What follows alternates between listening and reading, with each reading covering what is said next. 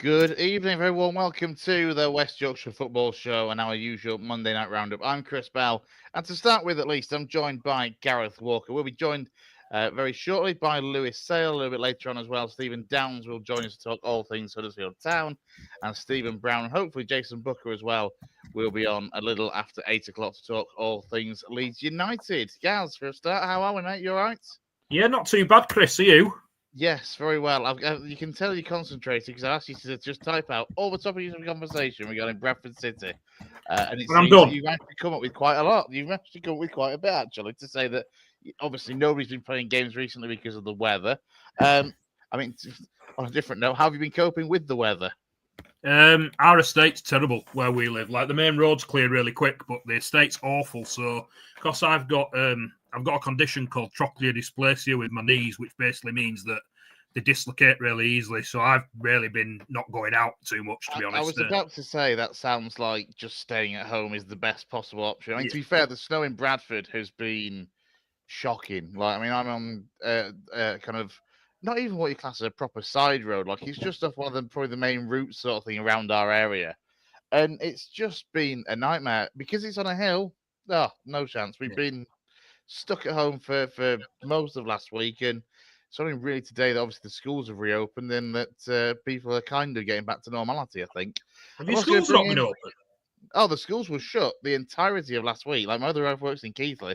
She's been off work because the school she works in was closed.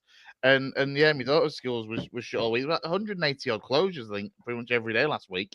I'm just going to bring, whilst we're talking about the weather, Lewis Sale into the equation. On time as ever, mate. How are we? All right. Ever professional chaps, how are we?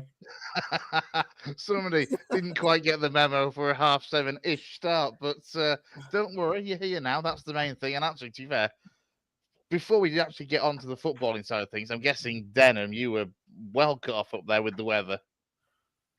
Yeah. It was still plenty of snow still about, to be honest. But yeah, it was, to be fair, it took me, even 2 or 3 hours just to dig myself out to get into the office today, to be honest. So yeah, it was like the end of the world where people passing the main road and people now having to use one side of the road more than the other. And yeah, what would take a 2-minute journey turn into 45. But yeah, end of the world, isn't it, when there's a bit of snow around here sometimes. But hey, it's all good fun, isn't it, I suppose. Absolutely. At least you didn't, nothing terrible happened, like losing your wedding ring in the snow or anything like that. Let's get on to Bradford City then, Gaz. Honestly. Talk us through it then, because obviously a bit of a lack of games. One to hopefully look forward to tomorrow at Villa Park in the Virtue Motors Trophy. But the bigger news, I guess, for City recently is the new arrivals. Someone familiar to Graham Alexander is Mellon. I want to call him Mickey Mellon because that's his dad. Okay, Mickey Mellon Jr. Does this work, or is he a definite Michael? I think everywhere I've seen him, he goes by the name Michael. But as you rightly point out, that could just be because his dad's called Mickey. But yeah. No game at the weekend. We were meant to be playing Bromley away, but obviously they got through in the cup. Lost to Ipswich in the cup, I believe. I think it was Ipswich they played. 3-1. So I was actually going to go down to the game at Bromley. It was Newcastle. Sorry, I'm wrong. You're right. It was Newcastle. Why was I thinking it was Ipswich? Goodness knows, my memories are shocking. Yes, Newcastle, they lost 3-1, didn't they? Having been 1-0 up, I believe. Yeah, I was going to go down to the game, but it's been rearranged for Tuesday, so I'm not sure now whether I'm doing that or not. But yeah, no game because of that. I might have been called off anyway away at Bromley because of the weather, even if it was on. But yeah, so no news really regarding games, but 2 new signings came in since we last spoke. Last Monday, we talked about George Lapsley and Keller, lad from Birmingham, on loan, 2 midfielders. We have now signed a striker in Michael Mellon, on loan from Burnley. Our youngish lad, as we say, son to Mickey Mellon, who manages at Oldham, previous Tranmere manager. managed at a few different clubs. But yeah, his lad plays for Burnley. I was in the youth team at Burnley. He's been on loan at Morecambe and had quite a prolific spell at Morecambe a couple of years ago. And then he's struggled a little bit since. I think he went on loan up in Scotland. I can't remember where he went now in Scotland. I think he's in Dundee, either Dundee or Dundee United, maybe. Scored 3 in 13 for them, having been like 30, having been at sort of more than a goal every other game at Morecambe.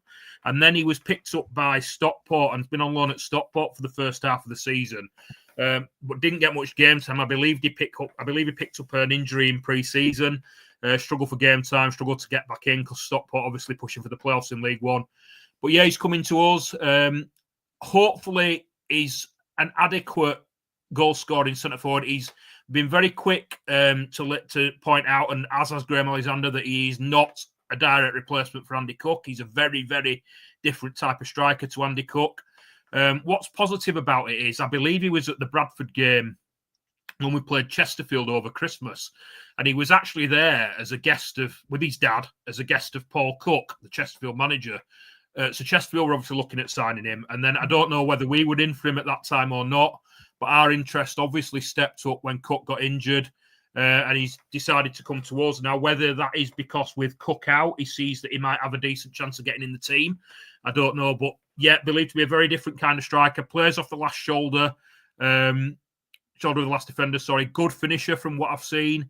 So hopefully he can do the pressing that Callum Kavanagh's been doing since Cook's been out, and he can play that role in this new sort of 3 up front formation that we're playing, because Kavanagh's been playing on his own sort of up front with Poynton and Sarcevic just off him, and it's worked quite well in 2 or 3 games. So if Mellon can do that as well, like I said, the pressing's a big part of that in what Callum Kavanagh brings to the team. So if Mellon can get that right, then hopefully it could be a good signing for us. The second signing is Tommy Lee, who's come in from MK Dons. Did reasonably well at Accrington a couple of years ago. I think he got their Fans Player of the Year a couple of years ago. I think he was there last season as well, wasn't he? He was, and I believe, I'm obviously living in Accrington. I speak to a few Accrington fans. I believe his form tailed off a little bit last season, but was still good enough for MK Dons to take a punt on him in the summer. I think they paid a fee for him. Obviously, MK Dons looking to get out of League Two, so believed he was a player that could be top-end League Two. Things haven't worked out for him down there. I believe there was an incident regarding the lad who passed away. Was it George Baldock, who was playing in Greece, who passed away, ex-MK Dons player? And there was some kind of incident where there was a shirt laid out for George Baldock, and he's moved the shirt or something when he sat down on the bench. And although there's been like nothing major, no sort of big falling out from the club, I think the fans took against him after that. He was in and out of the team anyway, mainly on the bench, but the fans weren't happy after that. And he's, again, because they've paid a fee for him, we have now paid a fee for him, and he's come up to help add to yet and more attacking midfield options that we seem to have, because we're well stacked in that area at the moment. Yeah, I was going to come on to that. It's kind of more in the form of Tommy Lee, as you say, in an area that I distinctly remember you saying before the window opened. Midfield is not necessarily the one area that you kind of were expecting to strengthen or really needed to with the depth in the squad. Yeah. Now, since I said that, obviously Corey Evans has gone. His short-term contract finished, and he was released. I think we talked about on the pod last week. Yeah, he was really good, but he was playing for an hour and then getting injured and missing 2 or 3 games. So yeah, he's been released. But certainly Tommy Lee and George Lapsley aren't direct replacements for Corey Evans, in that Corey Evans is more of a sitter. Tommy Lee, George Lapsley attacking midfielders. The lad Brendan Kaler, who's come in from Birmingham, remains to be seen what type of midfielder he is. I believe he's a bit more of a box-to-box type player, but maybe he could sit a little bit. I believe he's played at wing-back before as well, so there is versatility there. Tommy Lee, always a goal threat for Aki. When he was at Aki, I believe he played as a bit of a false 9 at times for them, so he can play sort of further up the pitch rather than just in midfield. So there is versatility there, but obviously, when you have so many midfielders, I believe now I think we've been playing 4, because we've been playing like a box midfield in the last couple of games, with Smallwood and Patterson sort of sitting, and then Sarcevic and Poynton advanced sort of behind the front man. But I believe we've got 9 midfielders now on the books. So even with 2 players for every position, which Alexander probably wants coming towards the end of the season, and with our ambitions that we have and the injuries that we've picked up so far, maybe he's looking at having a lot of cover there. Obviously, the type of players that he wants high press, high energy.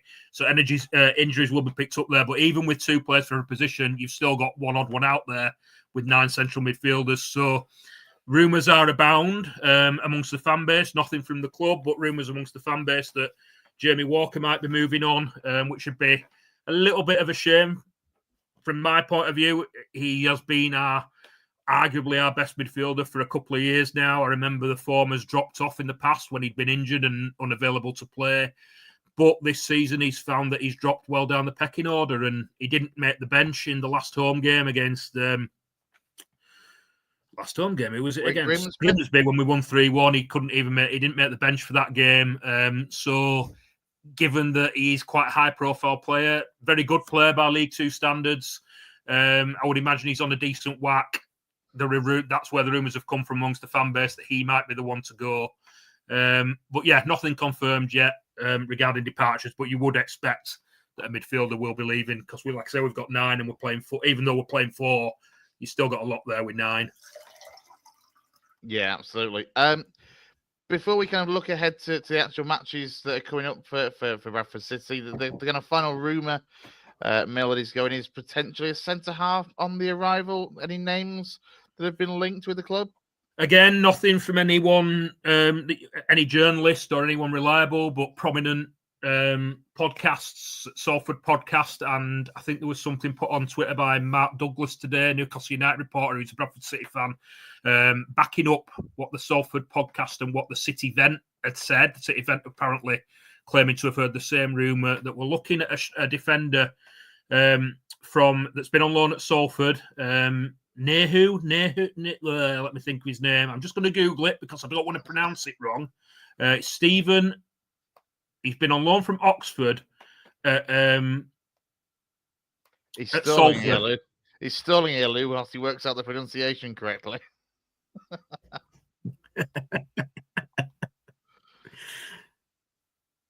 don't want to pronounce it wrong, but yeah. Anyway, there's a centre back on loan from that's been on loan at Salford from Oxford United. Been playing in their system of 3 centre backs. Been playing either central or right hand sided. Young Irish lad, Steven.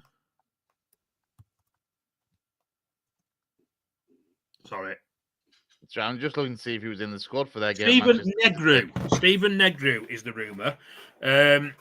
Been on loan at Salford from Oxford. Done really, really well for Salford. Their fans are disappointed that he's been called back.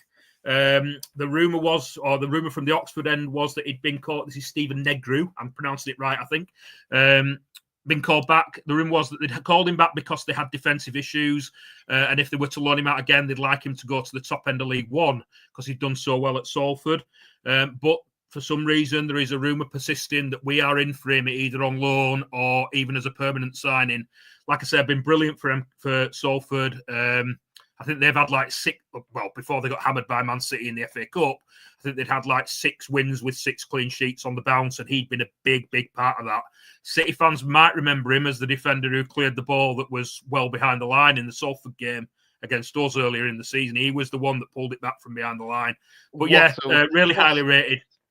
What a memory that is to have of somebody that might come in and join the club, and that's going to be the overriding thought for City fans is that so-and-so was the one that cleared the ball out of the net. Well, like I said, it's only a Twitter rumour come from the City Vent and a Salford podcast, and then Mark Douglas has backed it up a little bit today with a reply to the City Vent tweet that he'd heard a similar rumour. So nothing from City or Radio Leeds or Telegraph and Argos or the Salford paper or anything, or the Oxford paper, but just a little rumour that's out there, and I believe he'd be a bit of a coup if we could get him because he has done really, really well for Salford, and like I said, League One clubs looking at him. The other name that's been mentioned as a possible centre-back target is Jonathan Tompkinson, who we had on loan last year from Norwich. I think he'd been on loan at Stevenage under Steve Evans before that, and then came to us on loan last year. Pacey, right-hand-sided centre-half, American, struggled to force his way back in at Norwich. I think he's been playing for the under-21s or the under-23s, whatever their version of it is. But he is rumoured to be available to go out on loan, and the story is, again, Nothing reliable. Same sort of sources. City Vent saying that, and a random Twitter account that labels itself as Insider Chicken, saying that we're looking at bringing him back, but there are other clubs looking at him as well, one of which is believed to be Swindon. So maybe, given that there's 2 centre-back rumours going around, maybe we are looking for another centre-back. Something might be in the offing. Yeah, although, again, we're well stacked there. Paul Huntington's contract does end sometime this month. He was only signed short-term, and I believe he's injured with a calf injury at the moment. I don't know how close he is to returning. He was injured in the Port Vale game that you went to, Chris, actually, over Christmas. Not been back yet. If we signed somebody, maybe he'd go, maybe he wouldn't, maybe it'd be an extra body. I don't know. The other one, obviously, the defender we've got, although he's not a centre-back, we have Jay Ben on loan from Lincoln, who's not been featuring in the last few weeks. Brad Halliday's got his place back in the team. So maybe there'll be a bit of wheeling and dealing to do there. I don't know. But that's the sort of link that we've got at the moment. Graham Alexander was asked about strikers and said it wasn't something that we were looking at after signing Michael Mellon. I think there is a worry in the fan base that we're a bit short of goals, especially with Cook Cook being injured. So the fans would like a striker, but again, you're probably looking at players out before players come in there. Tyler Smith and Verdane Oliver both highly suspected to be available for transfer. And I would imagine we wouldn't be looking at someone else coming in unless one of those or both of them were to leave. Yeah, that makes sense. Just going to bring in Steven Downes as well, just before I know, Lou, you've got a question or two for Gaz. How are you, Steve? You all right? Yes, not bad. How are you? Yeah, very well, mate. Right, Lou, go ahead with your questions for Gaz. Yeah, no, it's just a few from me, Gaz. You've touched on it a little bit. First one is, and apologies for putting you in a spot if you don't know, it's absolutely fine. You touched on Huntington's kind of short-term contract. Are the others that are potentially up towards the end of this season that they might look to get a little bit of money for before they potentially leave on a free? And I'm guessing with this recruitment recently as well, do you think Alexander's got a little bit more potentially of a say in this? Because obviously we know Stephen Gent is kind of that recruitment guru, so to speak, at City. And thirdly, also, it seems to have gone quiet a little bit off the field where there were, last time I was on, which I know it was last year, there was a bit of discontent amongst the fan base, well, some of the fan base of what's happening off the field, and wins are everything out. And we know that football fans can be slightly fickle, but is there any kind of developments or news about what's happening off the field, whether there's any changes or whether there's any progression, in terms of the stadium or anything like that? Right. First, just about Paul Huntington. I have been quietly impressed with him since he's come in, to be honest. Again, he's another one that was only on a short-term deal, given sort of a few months when I think he signed September time. But yeah, he's picking up injuries. His age is probably counting against him. He would be the only one. I think I've got a list here on my phone of when players' contracts run out. And Kieran Kelly is out of contract at the end of the year, but is a mainstay of the defence when he's fit. Jack Shepherd's been really good on loan from Barnsley. He's on loan till the end of the season. And then we've got Aidan Baldwin and now Byrne, who were signed in the summer, who have got another year on the contract after this. Again, both in and around the first team when fit and available.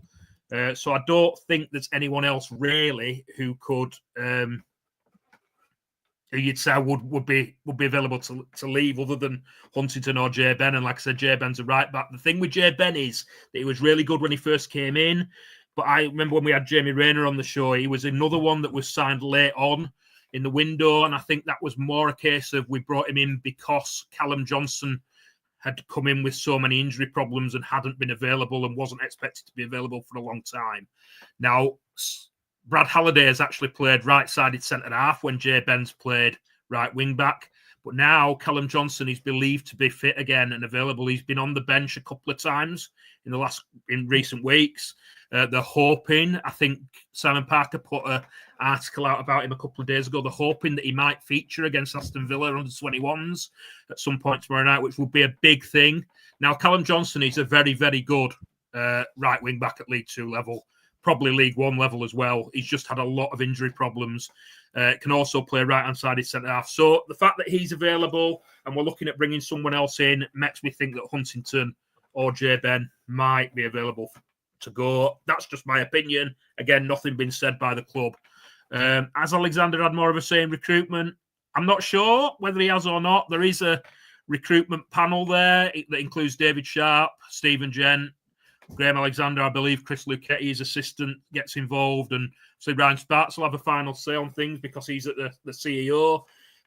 What has been noticeable is that we've made moves early this time. We've paid a fee for Tommy Lee.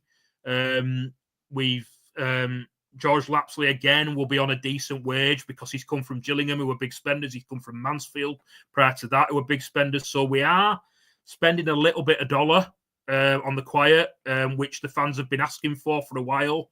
Stefan Rupp has said that he would back the manager in the transfer window. He said that in the summer as well. Fans weren't 100% convinced that he had done in the summer, but this start to this window looks like we might be heading that way. Like I say, Michael Mellon was highly sought after. He's coming on only on loan, but we would have had to beat off competition to bring him in. George Lapsley will be on good money. Tommy Lee will be on good money, and we've paid a fee. So that is the big takeaway from the business that's been done so far. If there is anything in this Stephen Negru rumour, that will take that feeling a little bit further because, like I say, a big coup at League Two level, done so well. If we were to pinch him off Salford and he was to come in from Oxford when they're looking at sending him to League One, then again, you're looking at maybe Stefan Rupp is backing up what he's been saying and he's putting money where his mouth is because it's been a positive start. Discontent never far away with City Lou, as you know, we talk about it a lot. But the main thing is, I think we're 3 wins from 4, and that's why it's gone quiet. Yeah. It's the same all the time. You lose games, you're on a bad run. Fans' feelings about the board and the ownership and etc. that are always there and are always underlying get shouted about a lot more when the team's on a bad run. At the moment, I think we're 4 points off second, 1 or 2 points off seventh. The signings that we've made to start the window and the run that we're on at the moment are giving fans belief that we can push on in the second half of the season. Now, if form tails off, those noises are going to become louder again. That's all I can say about that. It's a constant at City. It's always there, and it rises when the form's bad. The games then, Villa game tomorrow, and then obviously Carlisle on Saturday. Your thoughts on those 2 games before we move on?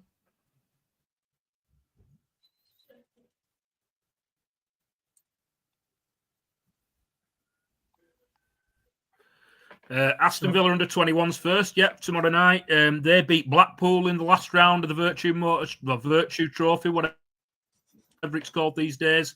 So they are going to be no mugs. We are away at Villa Park, which is interesting. It brings back memories for a few City fans. Obviously, we're there in the League Cup semi-final 10, 12 years ago. So, yeah, it's going to be a tough game. I think we're taking 500 fans down. The game is on Sky. We did well in the competition last year. Should have got to Wembley, battered Wickham in the semi-final at Valley Parade and somehow conceded a goal on the break in the last minute and got knocked out. And it was really unjust because we'd done really well in that competition and done really well. And we've done well again this season. So it'll be a tough game. I'm looking forward to watching it on the box. If we can get through, we're in the quarterfinals and we're getting closer to another trip to Wembley. So, yeah, let's see how we get on. I believe we'll go strong because we haven't had a game for a couple of weeks. Personally, I would like to see players saved really for the league because we have got ourselves in a position in the league where we are so close to that sort of top 3, top 7, and we know how fragile Sarcevic and Patterson's fitness records have been this season, and they were absolutely brilliant against Grimsby 10 days ago. So I want to see them playing week in, week out in the league this season till the end of the year and seeing where they can take us. I'd be absolutely devastated if they played tomorrow night. I think they will play tomorrow night, but I wouldn't be absolutely devastated if they played. I'd be absolutely devastated if they played and got injured. Yeah. So, yeah, I think they will play. I think he'll go strong. Graham Alexander does go strong in that competition. And like I say, if we were to win, we're 2 games from Wembley. The league game that you mentioned, next league game is Carlisle away on Saturday. Carlisle rooted to the bottom of League 2. We haven't won at Carlisle since the opening day of the 1985-86 season. Our form at Brunton Park is absolutely terrible. We always lose against Carlisle away. We beat them at home, we lose away. And despite their position in the league, the amount of signings that they've made this window already points to the fact that they're probably going to have a largely unrecognisable team from the last time they played when we played them on Saturday. So form, league position can't really be taken into account. We just need to pick up where we left off against Grimsby and go and match them. I think they signed Steven Browne today from MK Dons. Mike Williamson favourite. He took him to MK Dons from Gateshead. Whenever that was, either last window or the window before. Done reasonably well at MK Dons. But yeah, it'll be a tough game. And like I say, our record there's terrible. Our away form's not good this season anyway. We always struggle against teams at the bottom of the league. They're going to have a new team. So both games could go either way. They really, really could. Absolutely. And the final kind of Bradford City related thing to, of course, mention really the sad news regarding former striker Dean Windass, who's been diagnosed with stage 2 dementia at the age of 55. Obviously, his thoughts are with Dean and with all his family and friends. And but it's one of those tough things to go through at any stage. But obviously, for you, Lou, you caught up with Dean for the West Yorkshire Football Show just a few months ago. Yeah, he wasn't on top form, and I mean, I think we all saw it as well on his social media the other day that he was even on top form after his diagnosis in true Dino style. And listen, he you know what he's going to do. He's going to keep his spirits up. He keeps on saying, put your pillows on top of your bed, and it's time for everybody else to kind of rally around him now and help him through. It's going to be a tough time. Listen, I've got a lot of time for Dean, and I think I've said to you guys, I may have not said it on this podcast, but I'm going to say it now. I had a bit of a story with Dean Windass at Classic Avenue, is what it might be with me. So his young son, Jordan, played for Avenue before he made his move to Oldham. And Jordan scored probably one of the best goals I've seen in a long time. Scored from about 35 yards top corner. And me being me, just went, oh, wow, he's better than his dad. He can score from that distance. He can score goals for fun, this lad. Unbeknown to me, that Dean Windass is sat right in front of me, looked up at me and went, are you talking about me? And I just went, yeah, I am. And that was a joke. And I was like, I don't really know where to put myself here. Listen, I had a chuckle. I mean, obviously, we kind of reminded each other of that a few months ago, that game that we caught up with him for the show. And yeah, I mean, he's got a lot of memories for a lot of people in West Yorkshire. And I think everybody, obviously when they saw it, kind of obviously put their own comments, and rightly so, because he's given a lot to a lot of people and still will do. So yeah, I mean, obviously it was sad when it came through and we wished him all the best. I mean, he was quick to follow us straight after the interview as well on our channel, and he didn't have to do that either. It kind of shows the kind of person he is. So listen, yeah, wish him all the best, but I mean, yeah, it's not going to be the last thing we're going to hear from Dean Windass on his social medias, and the fun that he's going to have even more so now. I think it's really one of those stories, isn't it, where we all know that you got to live life to the full. And like I say, he's given a lot of people a lot of memories and still will do. And I'm sure that people will, comfort him and back him all the way. Yeah, absolutely. Let's turn our... Go on, Gaz. Sorry, Gaz. I just want to have a word on him because, obviously, I was 16 the year we got promoted to the Premier League. He came in January that year, for his first spell at the club. Came in from Oxford for £1 million. Played his part in the promotion at the end of that year. Played his part in the Premier League, 2 years in the Premier League. Proper fans' favourite. Came so much so that to a few years later, when we dropped down to League One, he came back and I was saying to my 14-year-old lad, I was saying he was like 20 years ago, he was the Andy Cook of his day, really, if you want to understand it, because that's how you want to look at it, because he was our main goal threat. He scored so many goals for us in League One around that time. Became a proper fans' favourite, like I say. My wife, when I first met my wife 20 years ago, she remembers Dino and all the chants that we had for Dino on the terraces 20 years ago. So, yeah, really, really sad. But as Lou says, he's keeping his spirits up, proper character, very, very popular in the area, and we can't do anything but wish him all the best at the moment, really. And our thoughts are with him and his family. Yeah, absolutely. Let's turn our attention to the non-league scene. It's been obviously weather-struck time for a lot of the non-league clubs in our region, but one of the I was going to say stories that's made recently. This has been an ongoing issue all season. We've talked all season on the show about Farsley Celtic and the situation regarding Thross or Nest or the Citadel, whichever you want to call it.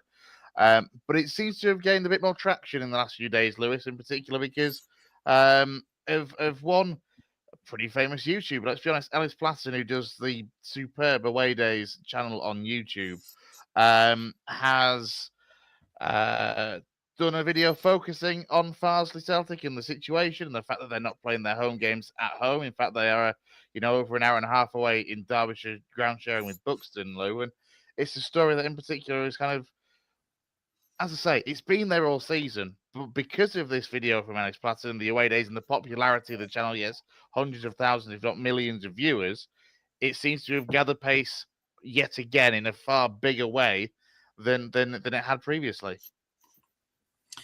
Yeah, I mean, we can only dream of that reach, can't we? But yeah, I think, there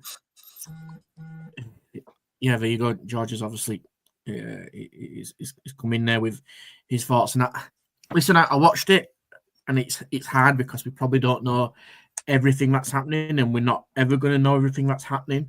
But what it did highlight for me is, and what really came across, I think, in that vlog was the atmosphere that you get on a Saturday at a Farsley Celtic home game, and I'm using that in the loosest term because it isn't really a home game.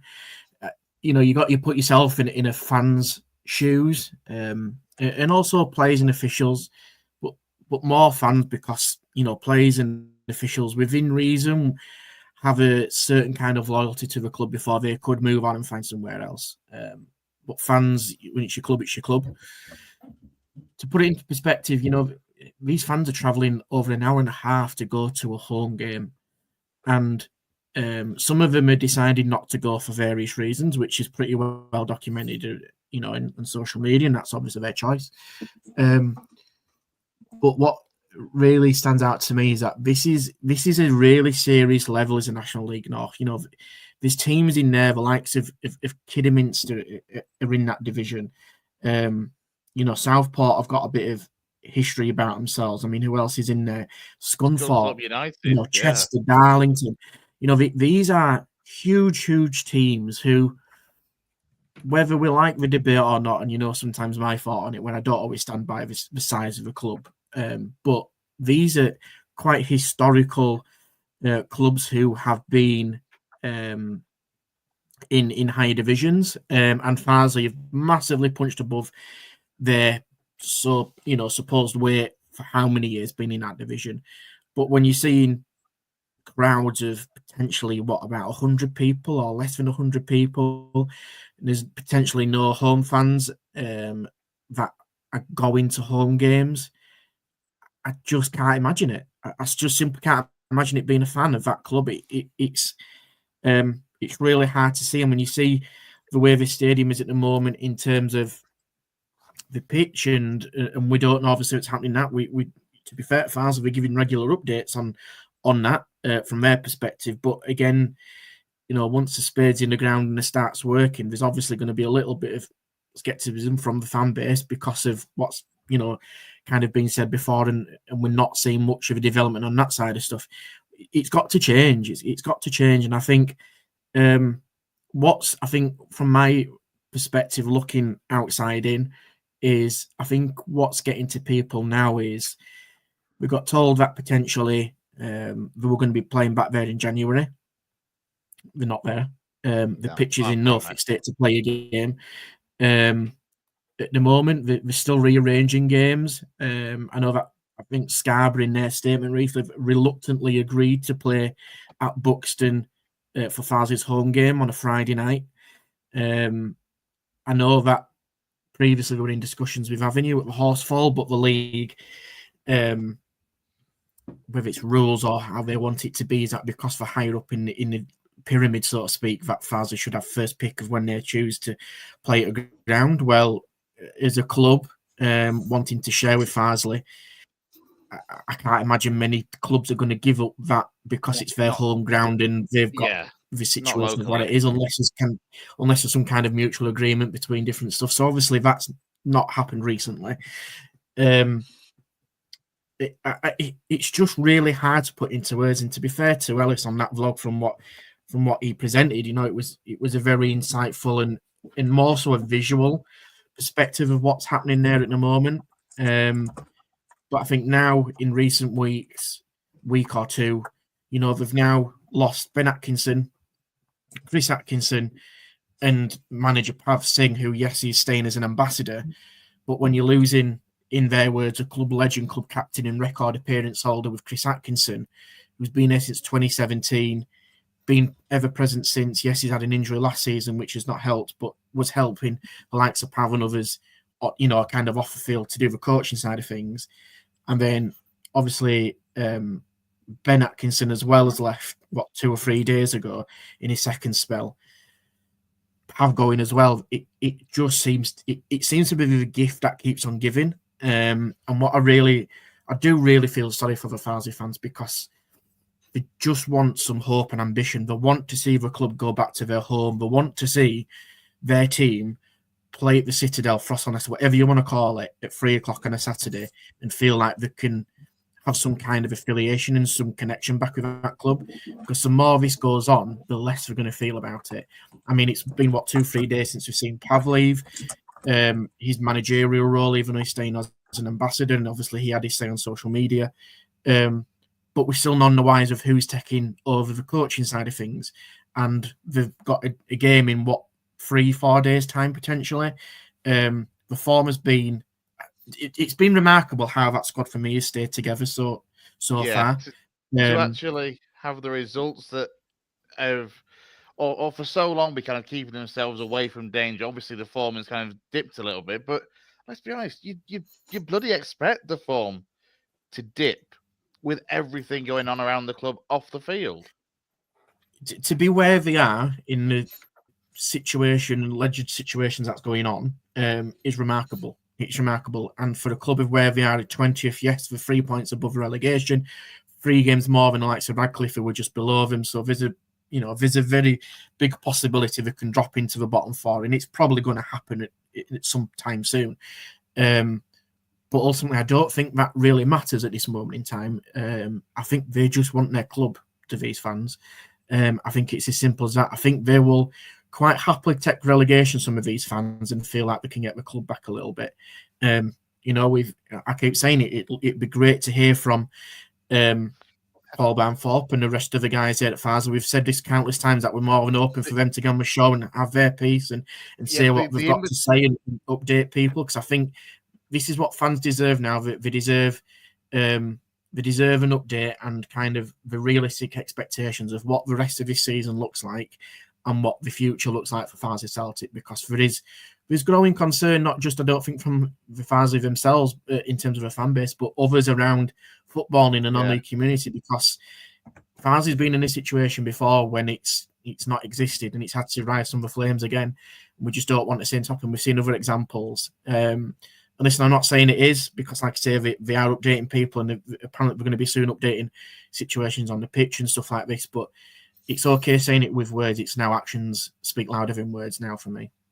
Yeah, I know Steve has a point, but as Lou just said, look, we've said all season on this show, and look, I'll be honest, I don't know just how many kind of Farsley fans do tune in on that sort of thing. But look, we've said all season that if anyone from Farsley Celtic in an official capacity, if Paul Barthorpe wants to come on the show and have an outlet, he's more than welcome to. Because all I keep hearing from people that I know in the non-league circles around here is that if people disagree on social media with the club account, they end up blocked on Twitter and that sort of thing. And that's not, for a start, not a good image to have. So look, by all accounts, if anyone from Farsley wants to go on the show and give a different side of it, a visual side of it, rather than just countless statements that have gone out over the course of the season, they're more than welcome to come on. Downes, sorry, I know you want to have a say.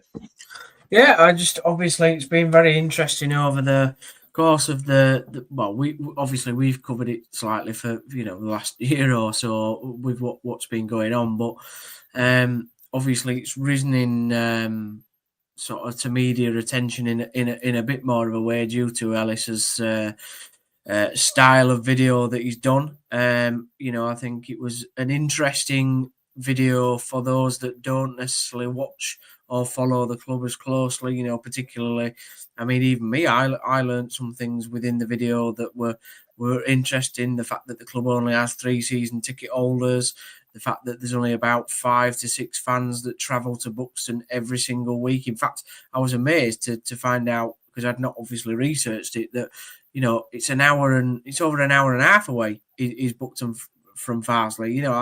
What I do think is that probably every other team in the division is probably not happy about travelling to Buxton anyway, because they, at the start of the season, will have looked at their travel times, worked out things from that point of view, budgets and whatever. And this is not something that they will have factored in. And as we know at non-league level, money is always tight. Now, what I would say on the actual situation part of the ground and things like that, I mean, listen, we understand we're not idiots on here. We're all clever lads, or we like to think that we're clever. We all know as footy, and we all clever know enough. Yeah, and we all know how non-league football. And we all know, thanks, guys.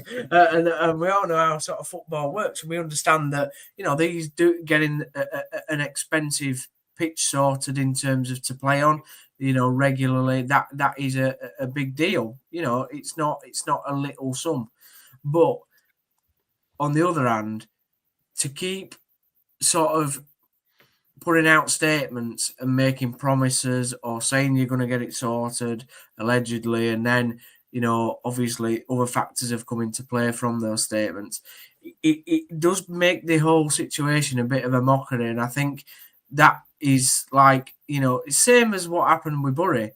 It makes fans out to be mugs. And at the end of the day, all the fans want to do is go to their home games, buy a beer or a drink of their choice, a snack, a programme, and put their hard-earned cash into the club, a club that they love. Look at the video that he showed within his video at the end of last season when they stayed up. It was a great carnival party atmosphere. I mean, I've been to the ground on a few occasions. It's a great little ground. When it's treated with respect and it's up to standard. But, to see the pitch as it is, and I mean, that's going to take some hell of a work, absolutely hell of a work to get even close to semi-standard playing on, because you can't play on it like it is now. And it just needs to get sorted on it. It needs to get sorted for the community. I go into Farsley regularly. One of my best mates lives there now. The pub trade, there's some good little boozers around there, and they, when Scunthorpe visited there the other season, there were 2,000 Scunny fans into Farsley, into the pubs, into the eateries, into the restaurants. That's vital money in this economy that we're in right now for those type of places to keep open. So whoever's doing whatever behind the scenes, as we've said, and we'll keep on saying it, come on the show and, let's have a discussion about it. But please do get it sorted, because these clubs are absolutely vital to communities and people's mental health around, in this day and age as well. All people want to do is have a decent time on a weekend, meet the mates, or go with the missus to the footy and have a good time. And so I just urge, the people behind the scenes to get it sorted, and I hope Farsley fans can, have some sort of cheer and joy going on, really. But yeah, Gaz? Yeah, that's what the point I was going to make, really. It's about the community, isn't it? And the benefit that having a thriving football club or any football club brings to a community. Steve covered exactly what I was going to say there. I was also just going to mention about communication, because I think Lou touched on it a little bit as well. Like, we've talked about it at City and not hearing from Stefan Rope and Ryan Sparks. Communication is everything. The fans are the lifeblood of any football club. The fans just need to know and be kept informed about what's going on and why what's going on is going on. And I can only echo what you said, Chris, that we are open to hearing on this show from anyone from Farsley who wants to step up and say what is going on and why what is happening. I'm sure the fans would appreciate it. We would appreciate it. The fans are the lifeblood of any club, and I'll just leave it there. Look, it's an interesting one, Lou, because it's almost not a lack of communication, actually, to an extent, from Paul Barthorpe in particular. Statements going out on a regular basis. However, it's got to a point, and I think I can be fairly confident in saying this from a supporter fan base perspective, that they frankly don't know what to actually believe in these continuous statements that have come out from the club over the course of the last few months. Allegedly. I reiterate this point. Farsley Celtic are playing over an hour and a half away from their own ground.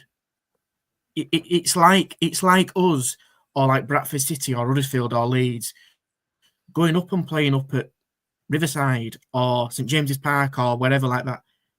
It's crazy. It's crazy. Yeah, it's mad. You know, let's put. And this is what I'm and Downesy made a really good point based on, I know Ellie said it in his video as well, and a really fair point about the community side of stuff. And I think to go on to your point there, Chris, things have been said. You know, apparently we're hoping to be back there till January, but then there was supposed to be this potential agreement with Bucks until the end of the season. But then they've reversed some fixtures and had to rearrange it for Bucks. And I'm like, well, it's not what we know. So, the communication necessarily isn't the issue, but communication goes so far. And I think this is where I said it before. I said it with Bradford Park Avenue before. Communication gets you so far.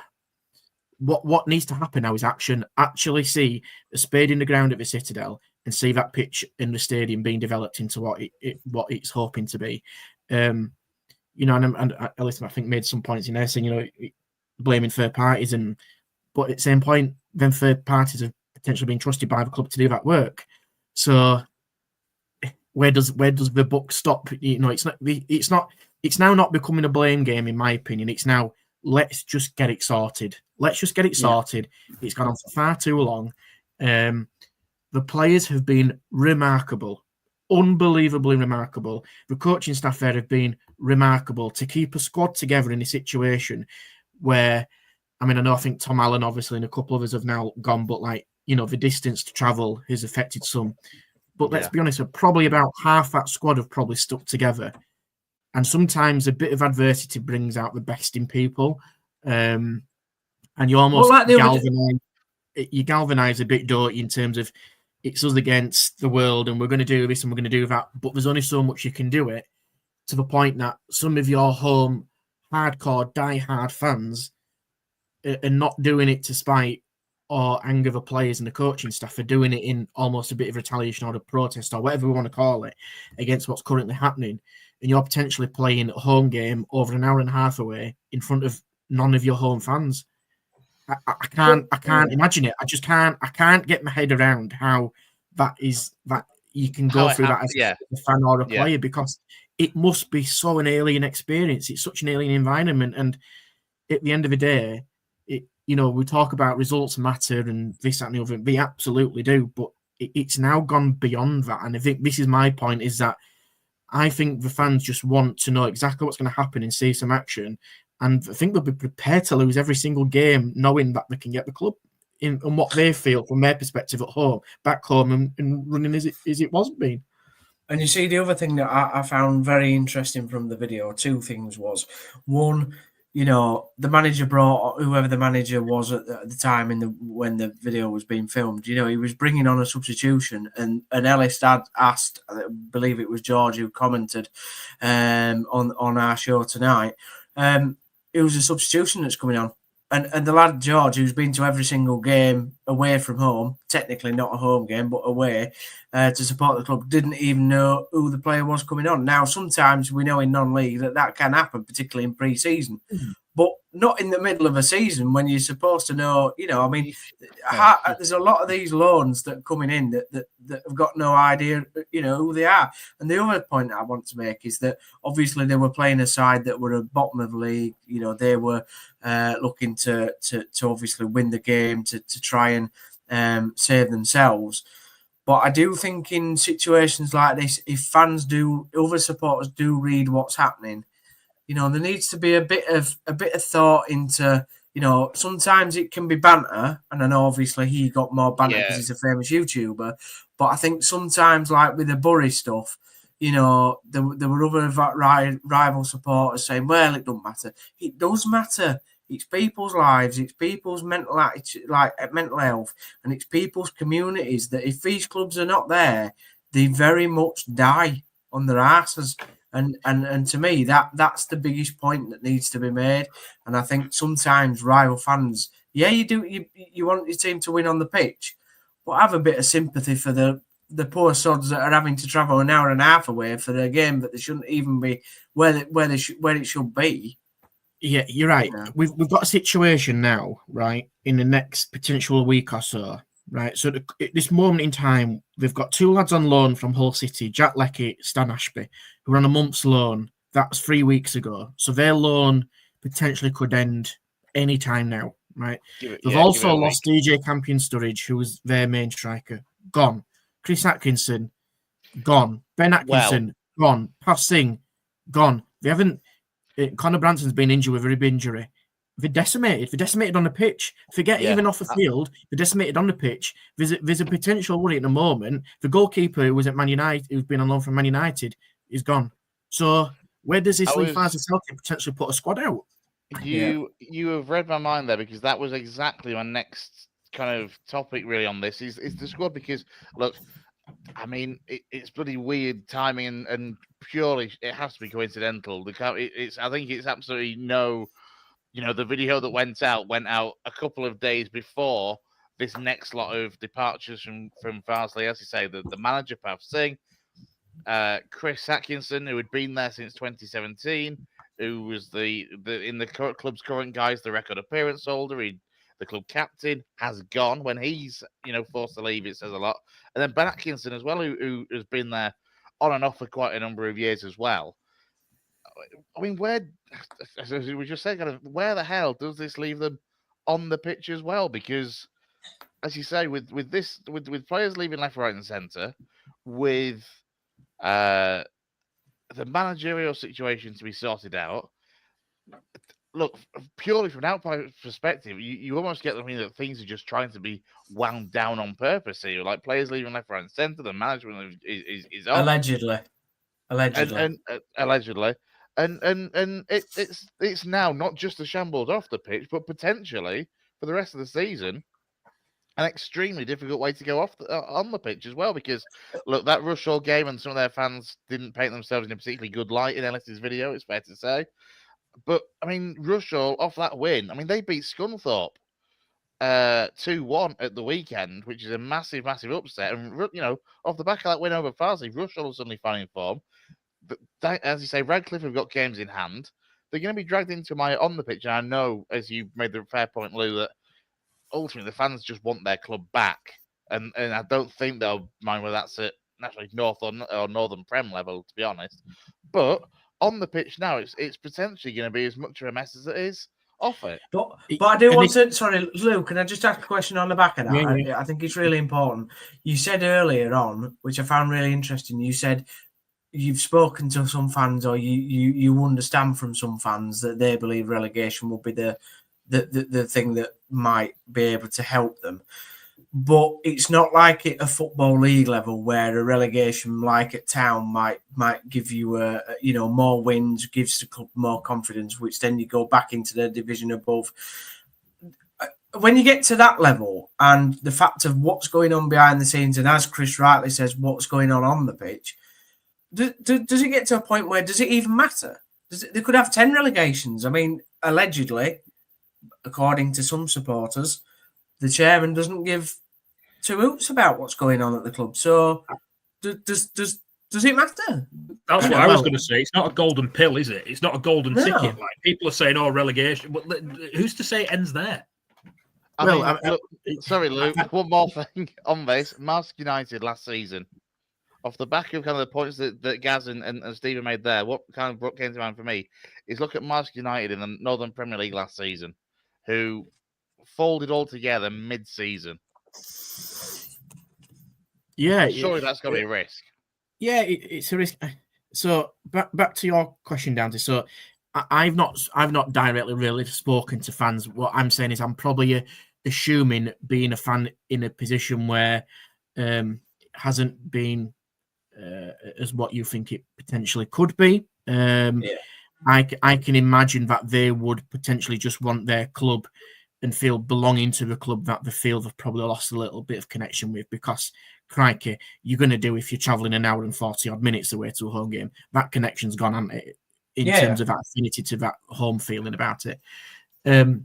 What we're now in a situation, and this is kind of a little bit what I wanted to say earlier, is they've lost Gareth Liversidge, ironically, to Liversidge, who was their physio.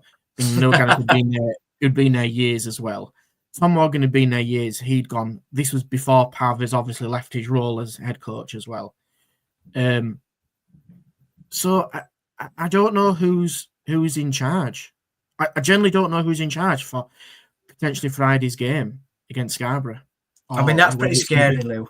You're normally you've got 4, 5, 6 players potentially missing. Like I mentioned earlier, no goalkeeper, no club captain, no brother of a captain. You've lost your striker. You ain't got a manager. You've got no goalkeeping coach because he's left before. You've got the physio who left before. Who does this leave? Yeah. There's a secretary playing goal.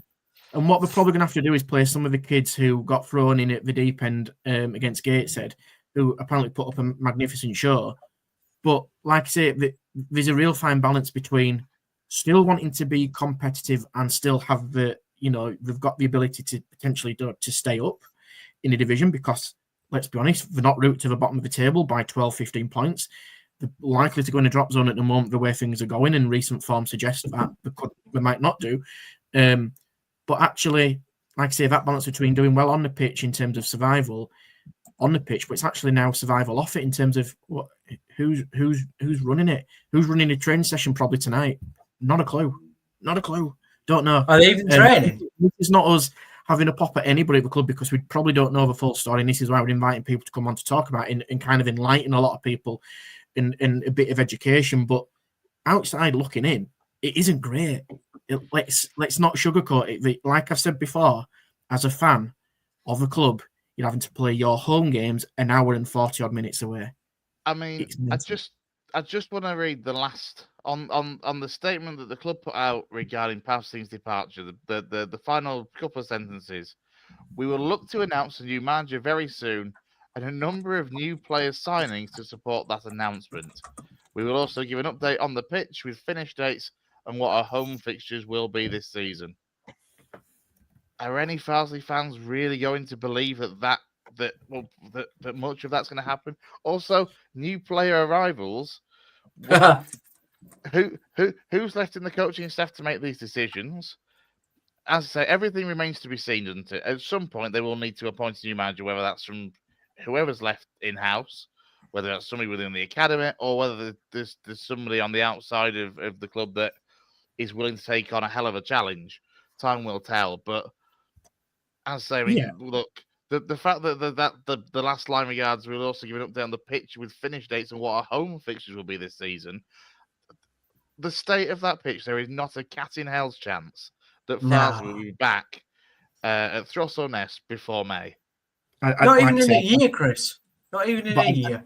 Again, we don't know the whole story, but at the end of the day, what's happened this week has been a massive blow to the fans of what they've seen happen off the pitch and on the pitch. And now those comments at the end of that statement, in my opinion, could have been shared or if straight away to kind of just quell and quash whatever's going around is at the moment. I just feel sorry for the fans, and like I say, this is having a pop because we don't know the all ins and outs, and it could be just a really, really unfortunate situation with the pitch and everything. But again, kind of just say to the Farsley people that if you are able to make it onto the show, we're more than happy to be educated a little bit more and educate people who are listening and watching and tuning into us.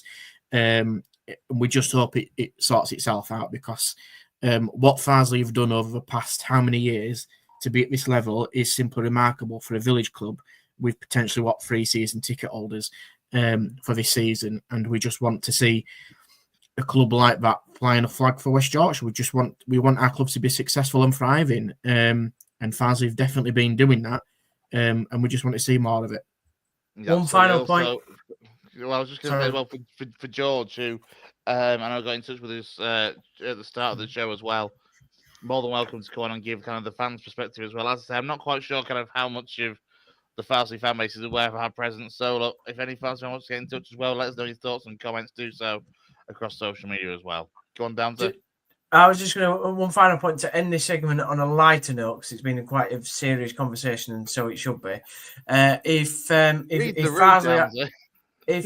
Farsley are in any need of any players, there is video footage from Abbey Fest with Lou's speed running, my penalty taking, and Steven Browne's tackling abilities. So we are up for a challenge. If we might be the lads to save them in the division, you know. Yeah, you've definitely not ended on a serious note there. Well done, sir. Let's move on. Thank you.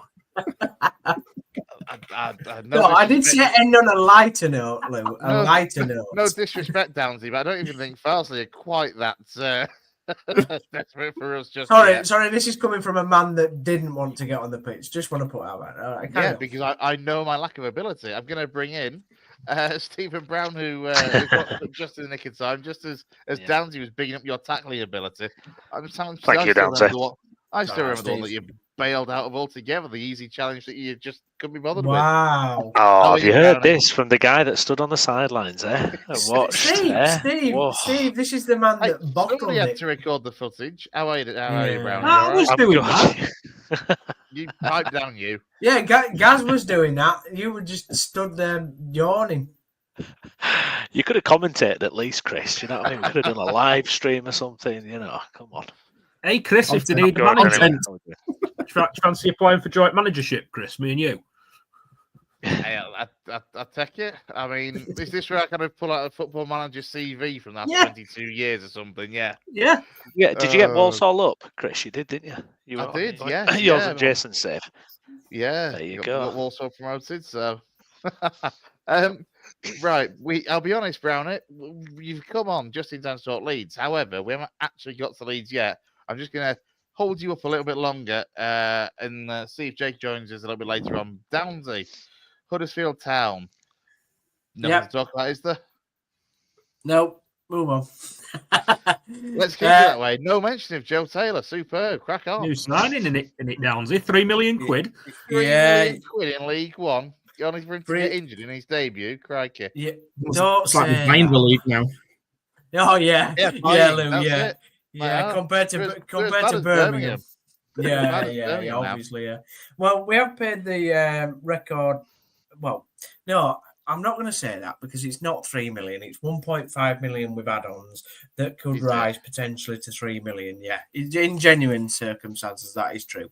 But if it does rise to an eventual 3 million, it will be the second most expensive player to be bought by a League One club after Jay Stansfield, who moved in the summer for £10 million to Birmingham. So there is a bit of a difference there. I do want to put that out there. Yeah, but they're a big club with money. They're a big club. I'm not going to second city. Should have a big club in Birmingham. Well done for your little fish bait. Didn't go anywhere. Villa are a big club as well, guys. Yeah. Well done. So yeah, it's been great to get him. It's finally great to get him. I wish it hadn't taken 6 months and a lot of stress, but we've got him now, and I can't wait to see him in the flesh on Blackpool away on Saturday because I'm going. But I've always wanted to go to Blackpool's ground for a football game. I've been there plenty of times for rugby, and I'm really looking forward to it. He'll come off the bench for the last 10 anyway. Because let's be honest, though, it is, and we had talked about this before he joined, to be fair, it is going to take him time to get up to speed because he's been so limited for minutes at Luton Town this season. Yeah, it has. So he's played, I think it's a combined total. He's made 13 appearances from the bench, but it's like a combined total of like 2 matches, minutes. Basically. Yeah. So he's not had a lot of football, but he's coming off the back of a very good season with yourselves in Lincoln and Colchester, where he scored 22 goals in one season and got 6 assists, I think.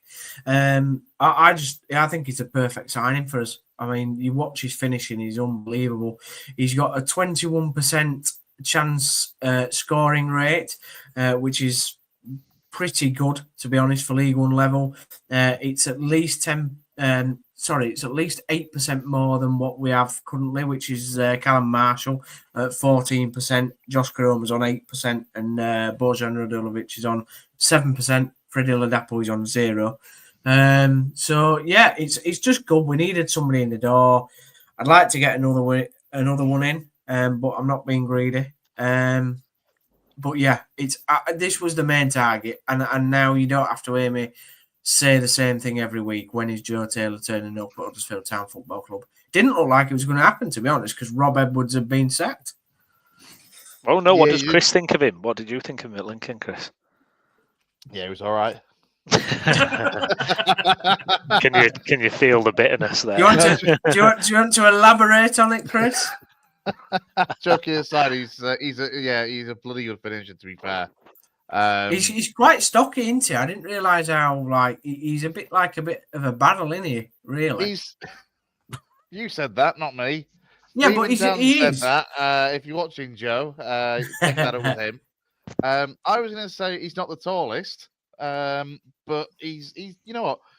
I can't believe you called him a barrel. He's in his shoulders. He don't get pushed off ball. Pace. Is he Wayne Rooney like a different level? But is he kind of a Wayne Rooney stocky kind of?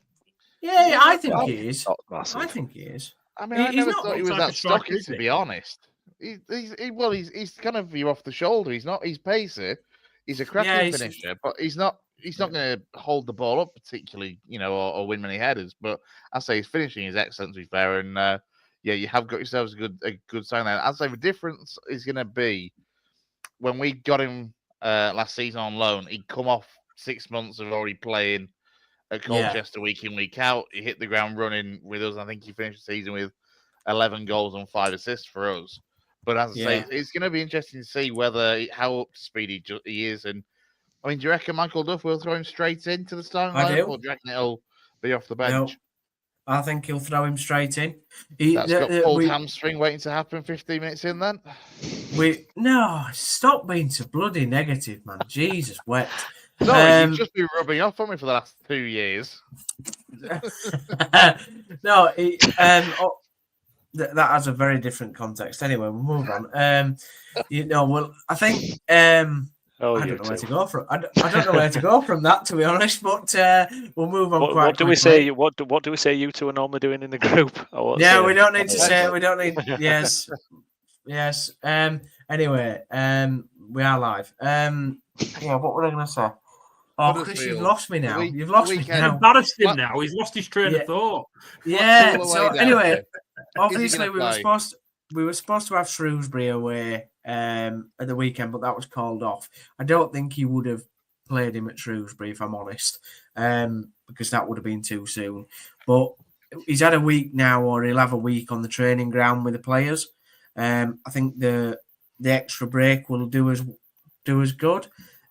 So I can see him playing on Saturday, and it'll be good to get him on. I think Bojan, I can see Bojan being a decent partner for him, to be honest, because he's doing all right now. He's linking the play up, getting the ball down, being a little bit tougher. He just needs to start finding the back of the net as well, to be honest. It does sound like the ideal situation if Bojan, as you say, even if he's not necessarily getting the goals, but he's starting to come into a little bit of all-round form, should we say, rather than goal-scoring form, that it could work out as quite the big man, little man sort of pairing. Yeah, it could do, and that would be ideal. I mean, he has in the last couple of games linked up really well, particularly with Callum Marshall, who sort of plays off the wings. Well, I mean, he's in the centre, but he normally drifts out wide, does Callum, because he's quite quick. So it'll be interesting to see how he plays it with Marshall. Obviously, Bojan, we've got Taylor, and now, Karoma. He sort of, with Ruskin coming in, obviously still banned for this game, but, with him coming in and Mikael Miller maybe coming back from injury at some point in the future, I don't see Josh Karoma being on that left, so he's going to be back to probably battling for a centre striker spot. But I would like to get another one in if we could, just because we know how injury prone we are, and that sort of thing. Really, that's what I was going to ask you, Downsy. You're playing two up front, aren't you? Pretty much, been playing Marshall and Radulovic all the time. Yeah. So where does Taylor come in for Marshall? And what do you do when Healy's fit? Because I know Healy's, obviously, he has had a lot of injuries, but when he's fit and available, he starts, doesn't he? Yeah, I don't think Healy will be back, mate. If I'm honest, he's too injury prone. I just, he came back for 2 games and was out for another. It's been 2 months now. I think he's been out now. So I'll be honest, I don't see us seeing Healy again this season. Right. It'd be very, very unlikely anyway. Obviously, Danny Ward's out for the rest of the season now, and I can see him retiring probably at the end of the season. It'll probably be between Taylor and Callum Marshall to battle for that one position, because it'd be interesting to see if you could play them both up top. I think you do need that one striker that does it, hold it up, and as Chris rightly mentions, that's not Taylor's game, and I wouldn't want it to be. I want him to do what he's good at doing. And Marshall, it's not really his job either. But to be fair, we don't put a lot of high crosses into the box. It's all very low crosses, whipped in sort of stuff. So, if there's any sort of moments where we do cross the ball high, it does tend to be from a set piece. And then we do have our big centre-backs up there in Lees, Hellick and obviously Matty Pearson. So it'll be interesting to see what Duff does. Not just this weekend, but going forward. You sort of covered it a little bit there. Like, you've talked about wanting possibly more than one striker, but if Karoma's going to be an option up top with Marshall and Radulovic and obviously Taylor, are you still thinking you want another one as well? Well, I think either Freddie Ladapo or Bojan or move out on loan. I'm seeing it more as Freddie Ladapo at this moment in time, because, like I said, Bojan has come into a little bit of form in terms of his hold-up play, and I think Duff quite likes him.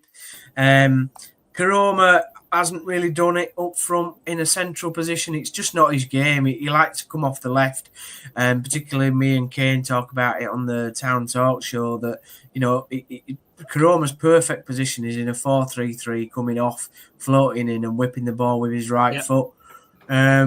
So, yeah, the one thing that I just want us to have is not now having Danny Ward available, is maybe that more experienced head that can hold the ball up a bit. A bit like years ago, I remember we brought Grant Holt in, and that was just perfect because you could lump it up to him if you needed to do that sort of thing, and he would hold the ball up for absolute days and never get shrugged off it. And we kind of don't have that at the moment. We Ward not being about. You had Alan Lee, didn't you, back then as well? I remember having Alan Lee, who was a very club legend. He's one of them sort of never hardly scored any goals, but the ones that he did get, he's remembered more for elbowing people than all his goals, to be fair. He scored against Arsenal in the 4th round or 3rd round of the FA Cup at the Emirates when they just built it. But he did a lot of that dirty work, didn't he? Best memory. He did a lot of that dirty work that he started to do. Yeah. Sorry, Chris. My question for you, Downsy. Whether you like it or not now, is expectation going to be hyping up a little bit now? Spending $3 million is a chunky bit of money now for League One. How do you feel that's going to settle in around the league, but also with fans' expectations? Because when you start spending money like this, which, being honest, I think you needed to do if you really wanted to go up, how is that going to, kind of feel around a place now? Because I'm guessing you probably don't want to stop getting just Taylor in. You might want to get one more in as well. So I didn't know your thoughts on that one.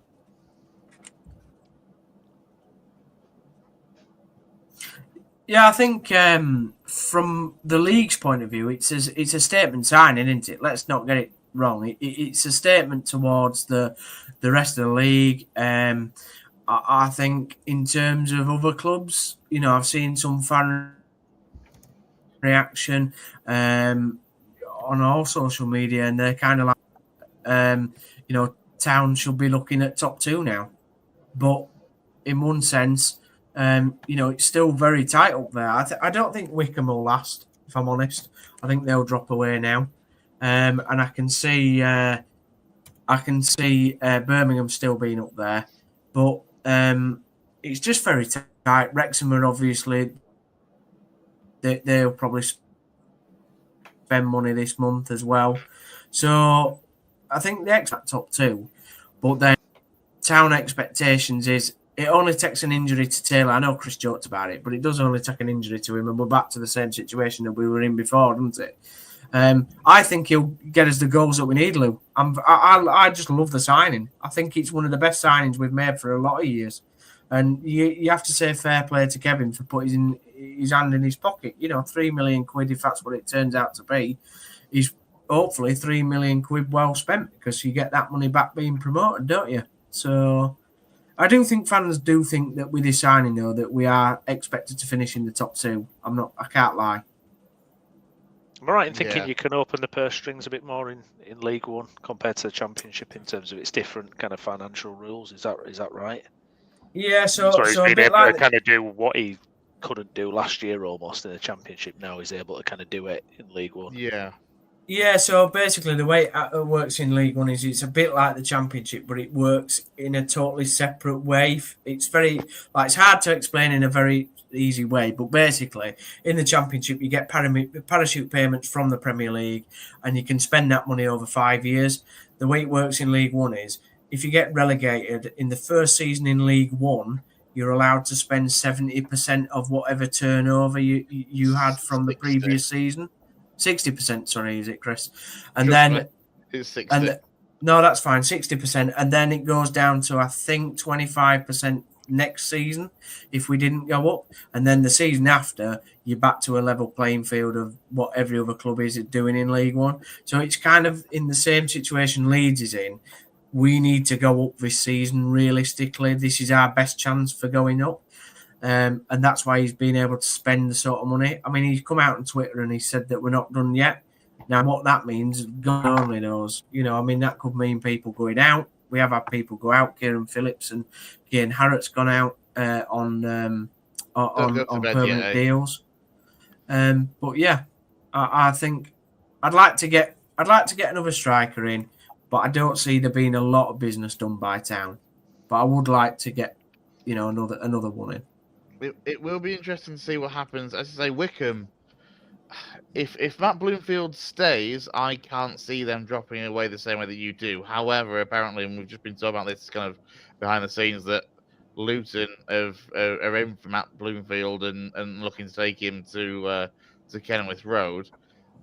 So it's massive, isn't it? That next appointment for Wickham actually could determine whether or not they can maintain a top two push or not. Yeah, the only thing I would say about Wickham is that squad hasn't necessarily gone through the process that the other three sides. So Wrexham are obviously coming off the back of being promoted from League Two, so they know what they're kind of doing. They know how to handle it. Although Birmingham and Huddersfield haven't been in the position of going for promotion, the squads have been in pressurised situations for being relegated, particularly the Town squad, which has been there for at least 4 or 5 seasons now, the majority of these players. So they kind of know how to deal with the cooker pressure of a situation. So I think that's one thing that maybe puts Wickham behind the 8 ball. I mean, it was an absolute... Just to counter that, though, it'll only been, 3 years or so? 2-3 years since they were kind of promoted out of League One and had that season of Championship. So, and that squad hasn't changed quite as drastically. Maybe. Maybe you're right. I just think out of the 4, Wickham are more likely to be the drifters now. It was a massive win that we got there, to be honest, on Tuesday night. Neither team played particularly well, but Derby made the difference. And as I think Lou's made the point before, very earlier in the season, that these 1-0 wins against, that might be tight games, could decide who goes up and who goes down this season. The one other thing that I find interesting about our fixture list is we've got Birmingham, Wrexham and Wickham to play at home.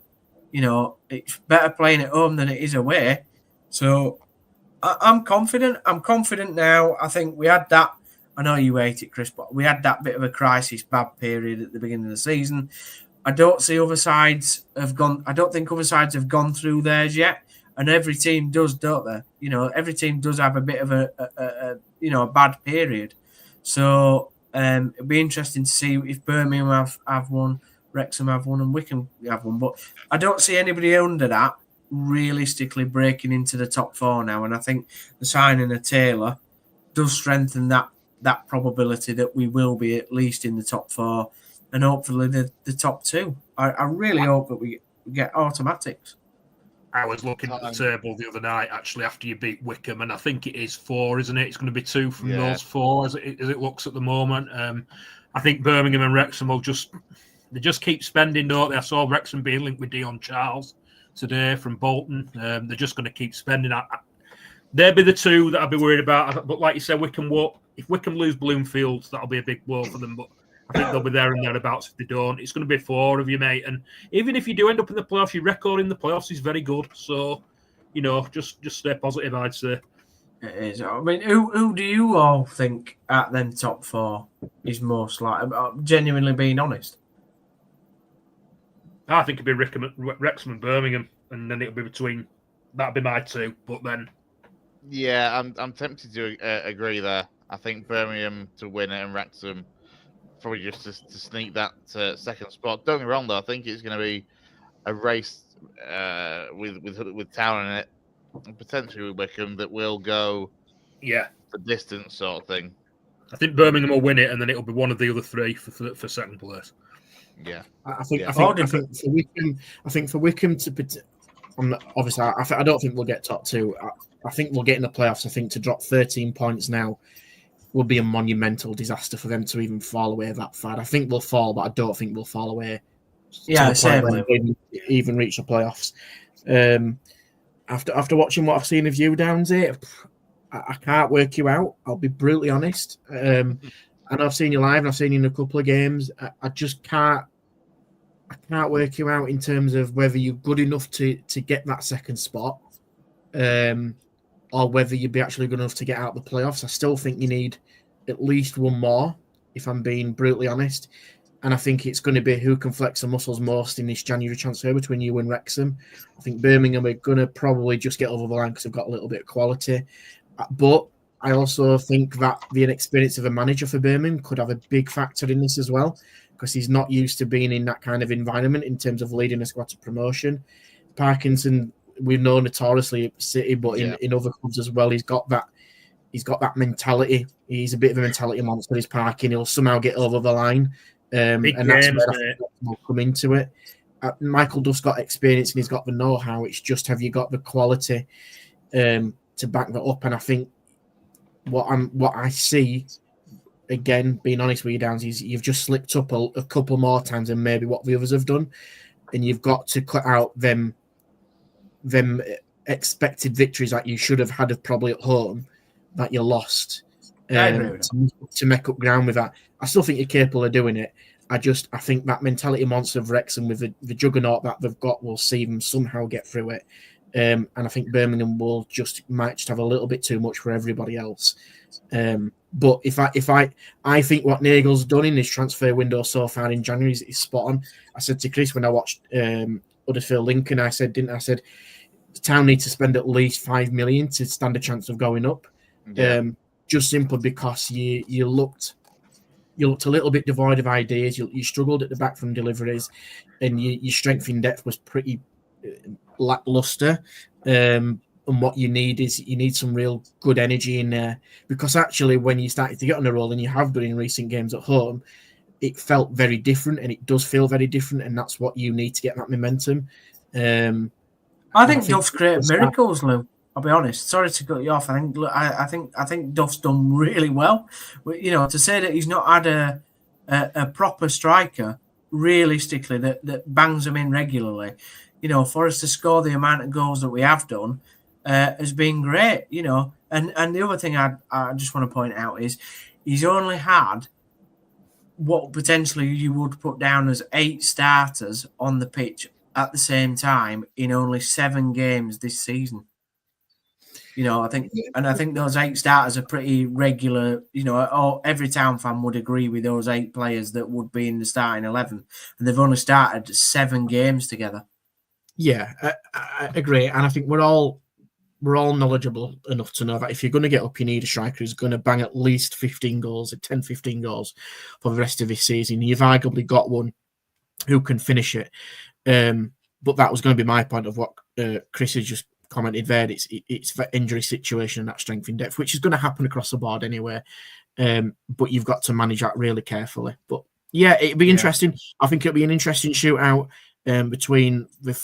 I do think the three of you, if Luton have triggered that release cause, I think Wickham could fall away a little bit. But yeah, I just think Parkinson's got that mentality about him that if there's one manager out of them three, I'd pick Parkinson over both of them to get you over the line. That's what I was just going to come in at. I know you like. It's quite interesting that you said, Steve, that you've got them all to play at home, or a few of them to play at home. Parky, got them all to play. Parky, we used to say about Parky at City, and Lou's kind of hit the nail on the head that he's a big game manager, and he's got experience. He's been there 4 or possibly even 5 promotions now.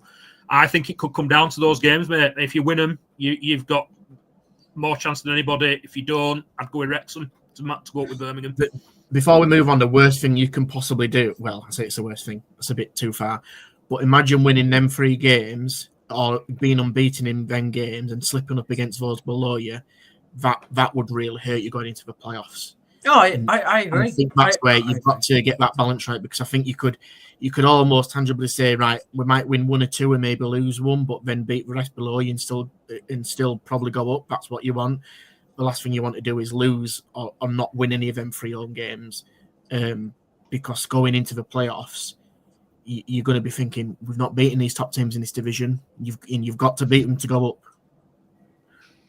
If Town do get in the playoffs, we need to finish on 81 points, and if we do that, we're definitely going up with a 0-0 draw in the final. A 0-0 draw in the final, and I threw on penalties. That's how it normally works. Yeah, but you're lacking the Germans to take penalties nowadays. So yeah, but we didn't have a German in 2004, so you know what I mean. It's Let's leave Huddersfield Town there then and move on to Leeds United. And Brownie and Jason are with us to talk all things Leeds. And I think for the first time tonight, we can actually start by reflecting on a football match. And for Leeds, look, I think I put in the title, it was edging past Harrogate Town. Look, you can tell me if the performance perhaps was better than I've suggested there, but I think we all expected more than a 1-0 win against Harrogate Town. Let's start with you, Jay.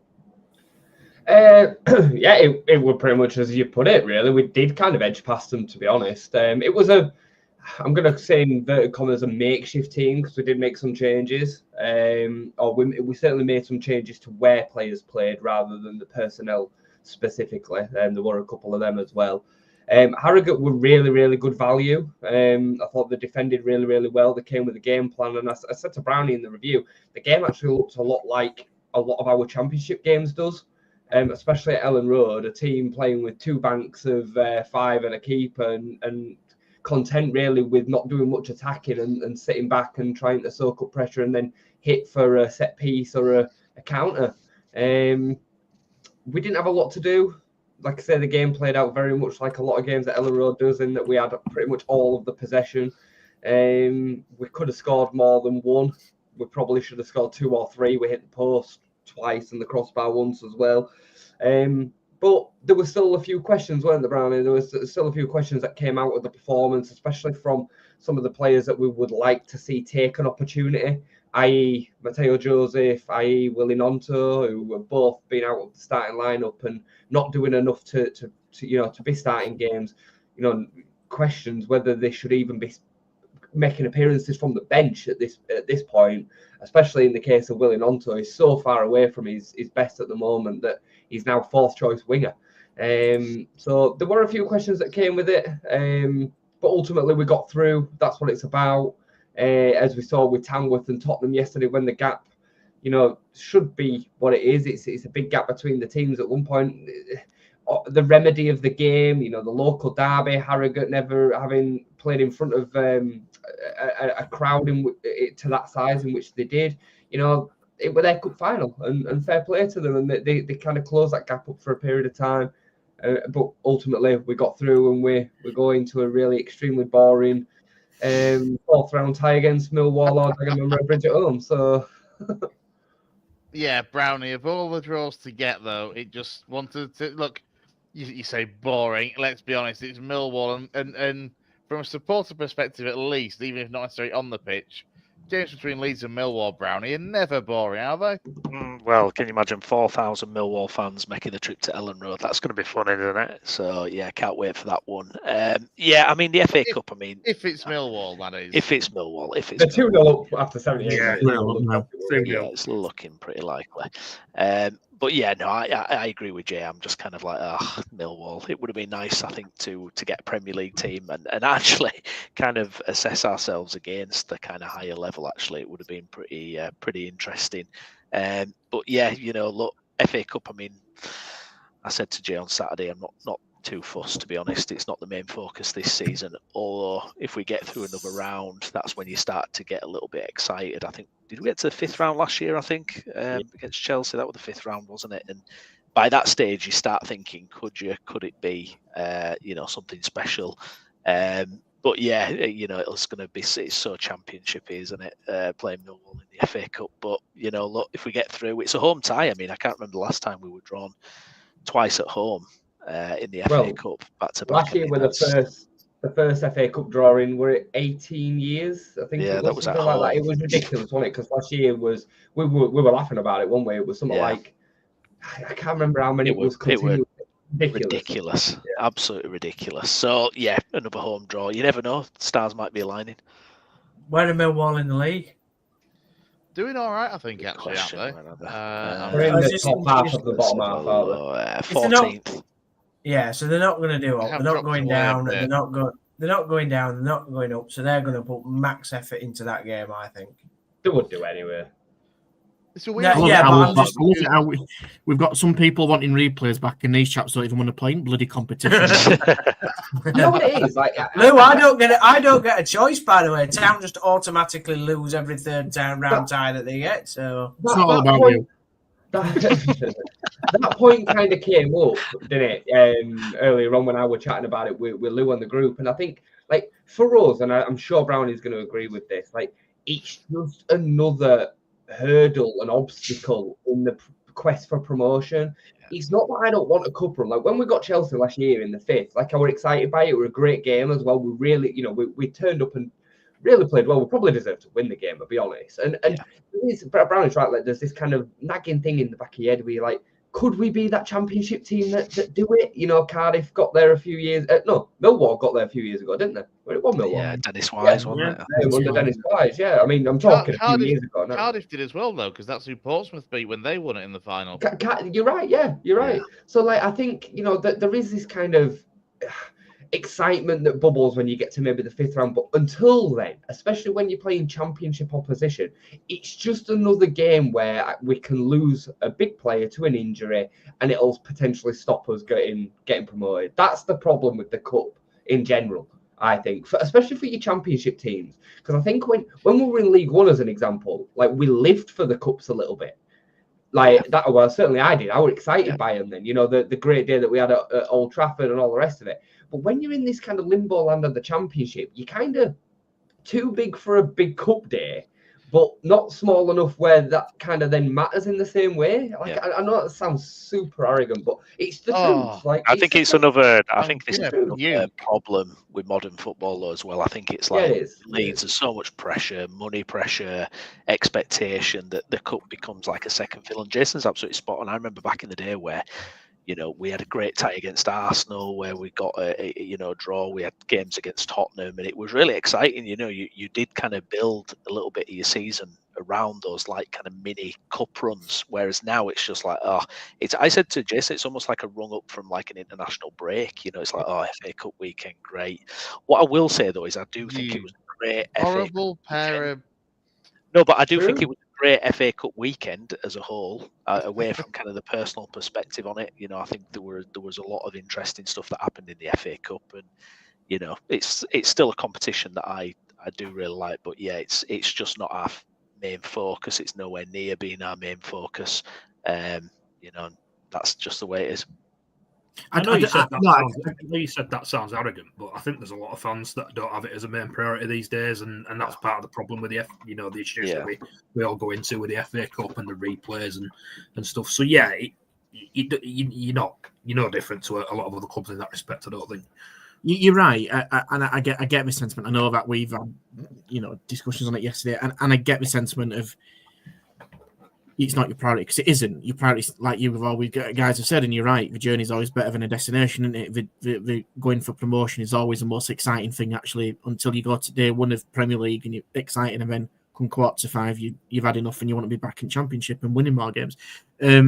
But I also think that with the situation that you're in, I don't think it can do you any harm, because you have got a squad and you're going to have to count on that squad to get you over the line in the promotion.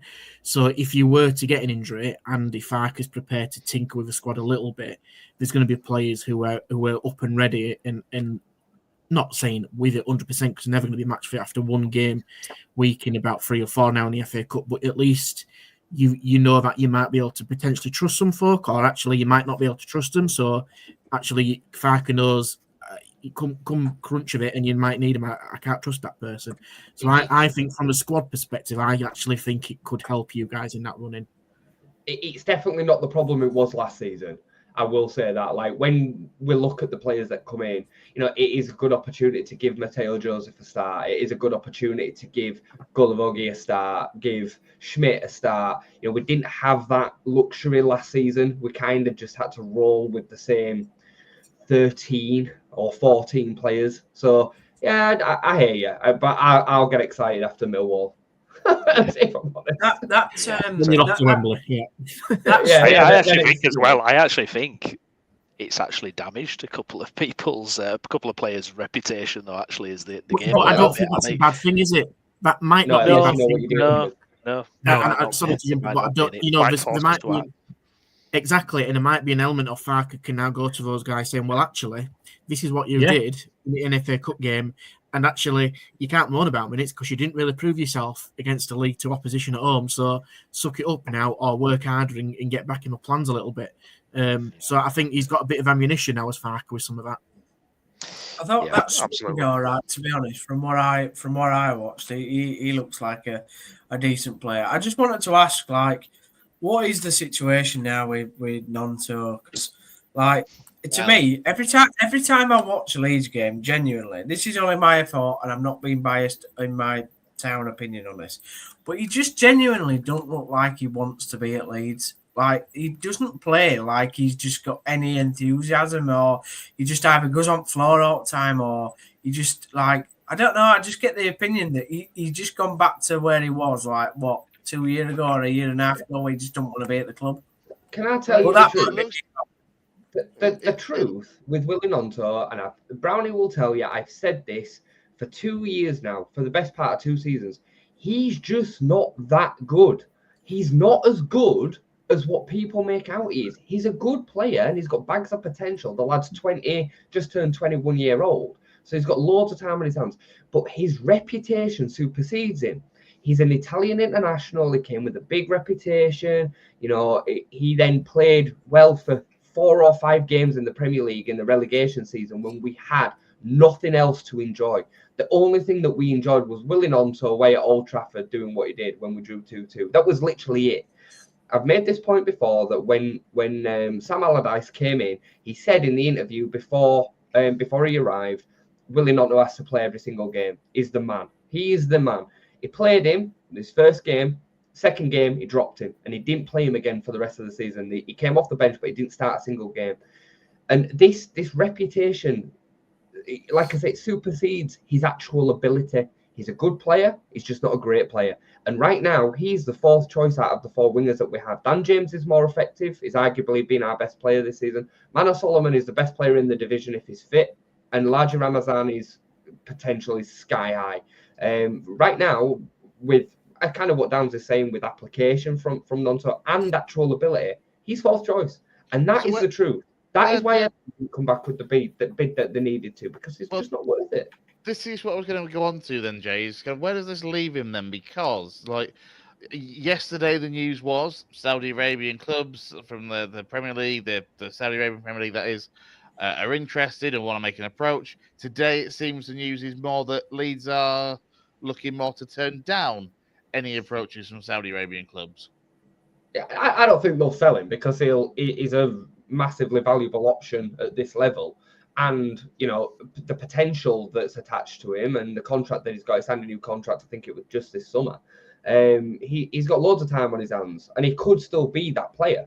You know, like, he isn't a mug. I'm not saying he's a bad player. And I feel like I always need to kind of make sure I clarify this. Yeah, like, I'm not saying he's a bad player.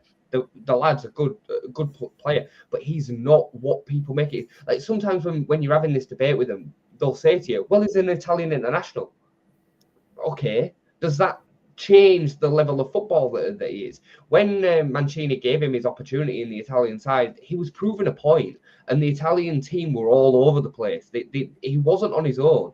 Why did no Serie A team come in for him when we bought him for best part of £5 million, by the way? We got him for an absolute bargain. So you're not telling me that Italian teams weren't aware of him and thinking, well, he's probably worth $5 million if he's worth $5 million. So I always feel like I have to kind of reference this. Well, you just don't come across like he wants to. Like he's not up for the challenge to me. I don't think it's that. I think it's just the way that he looks. Do you understand where I'm coming from, though? Do you get what? Do you know what? I agree. I agree with you, Downsy, a bit. From the last few times I've seen Gnonto, there's just something missing. Now, is it like Jay says? He's had a couple of hot streaks in his Leeds career when he first broke through. And there was a period last season where he was really good, and then he got injured, and he'd actually got James out of the team on merit, and he was fantastic. But it's streaky; it's not long enough. And this season, I mean, he had an opportunity with Somerville and Rutter going to be the main man, to be the guy who Leeds look to be the guy who leads the way and you know, starts our promotion push. He hasn't been that at all. He's been really poor, really underwhelming. And like Jay says, he's fourth choice winger now. He's not going to get a sniff. And, you know, I was really disappointed with him at the weekend because, you know, you can talk about Joseph, you know, being underwhelming. You can talk about Ramazani not looking as sharp as what he perhaps was, but they at least impacted the game in a way. Joseph was at least involved. I mean, Willy Gnonto wasn't even involved. I mean, that's the shocking part, really, is how kind of absent he was. And, you know, sometimes he does look a bit like he don't want to be there at the minute. So, yeah, it's sad to see how it's gone, actually, because I think he did have an opportunity this season to potentially be the main man, and instead he's bottom of the list. The thing is with you guys as well, and how it's transpired over pre-season in the summer, is that you're in no desperate need to get rid of players. You're top of the league going for promotion, so Farker's going to try and keep that squad as tight and as consistent as he possibly can to get you up. If you hadn't have got rid of the likes of Somerville and Gray, it wouldn't surprise me if if Gnonto may have made his way in the summer or in January. But I think the dynamics now are at Leeds is you've got to come in with an absolute monster bid for us to even consider getting rid of you. And also, we all probably know, and I do agree with this, with kind of where Gnonto probably sits and what he can do. But I actually think he's capable of winning games in clutch moments. And I think come the second half of this season is going to be an occasion where Gnonto will probably get you 3 to 6 points. And at the end of the day, that's what you need to get promoted. And at the end of the day, it's a squad game. He's got to realise that if he's going to perform, he's got a lot of work to do to get in the starting 11, and if not, it's going to be a bit part player contributing to a possible promotion. You've just got to accept it. That's what you've got to accept that if you're going to be in a team that's fighting for promotion, unless you're usually the captain or the leading striker. Yeah, spot on. Yeah, and this leads to the issue about transfers with Leeds in general. Do we act this January? Do we do something? You know, and we've been punished for not acting in the past. Yes, the squad is strong in parts, but I mean, you know, I think we touched on it at weekend, Jay. You know, if an injury happens to Aronson, for example, in February, or Pirro now, I mean, you know, we're a little bit short.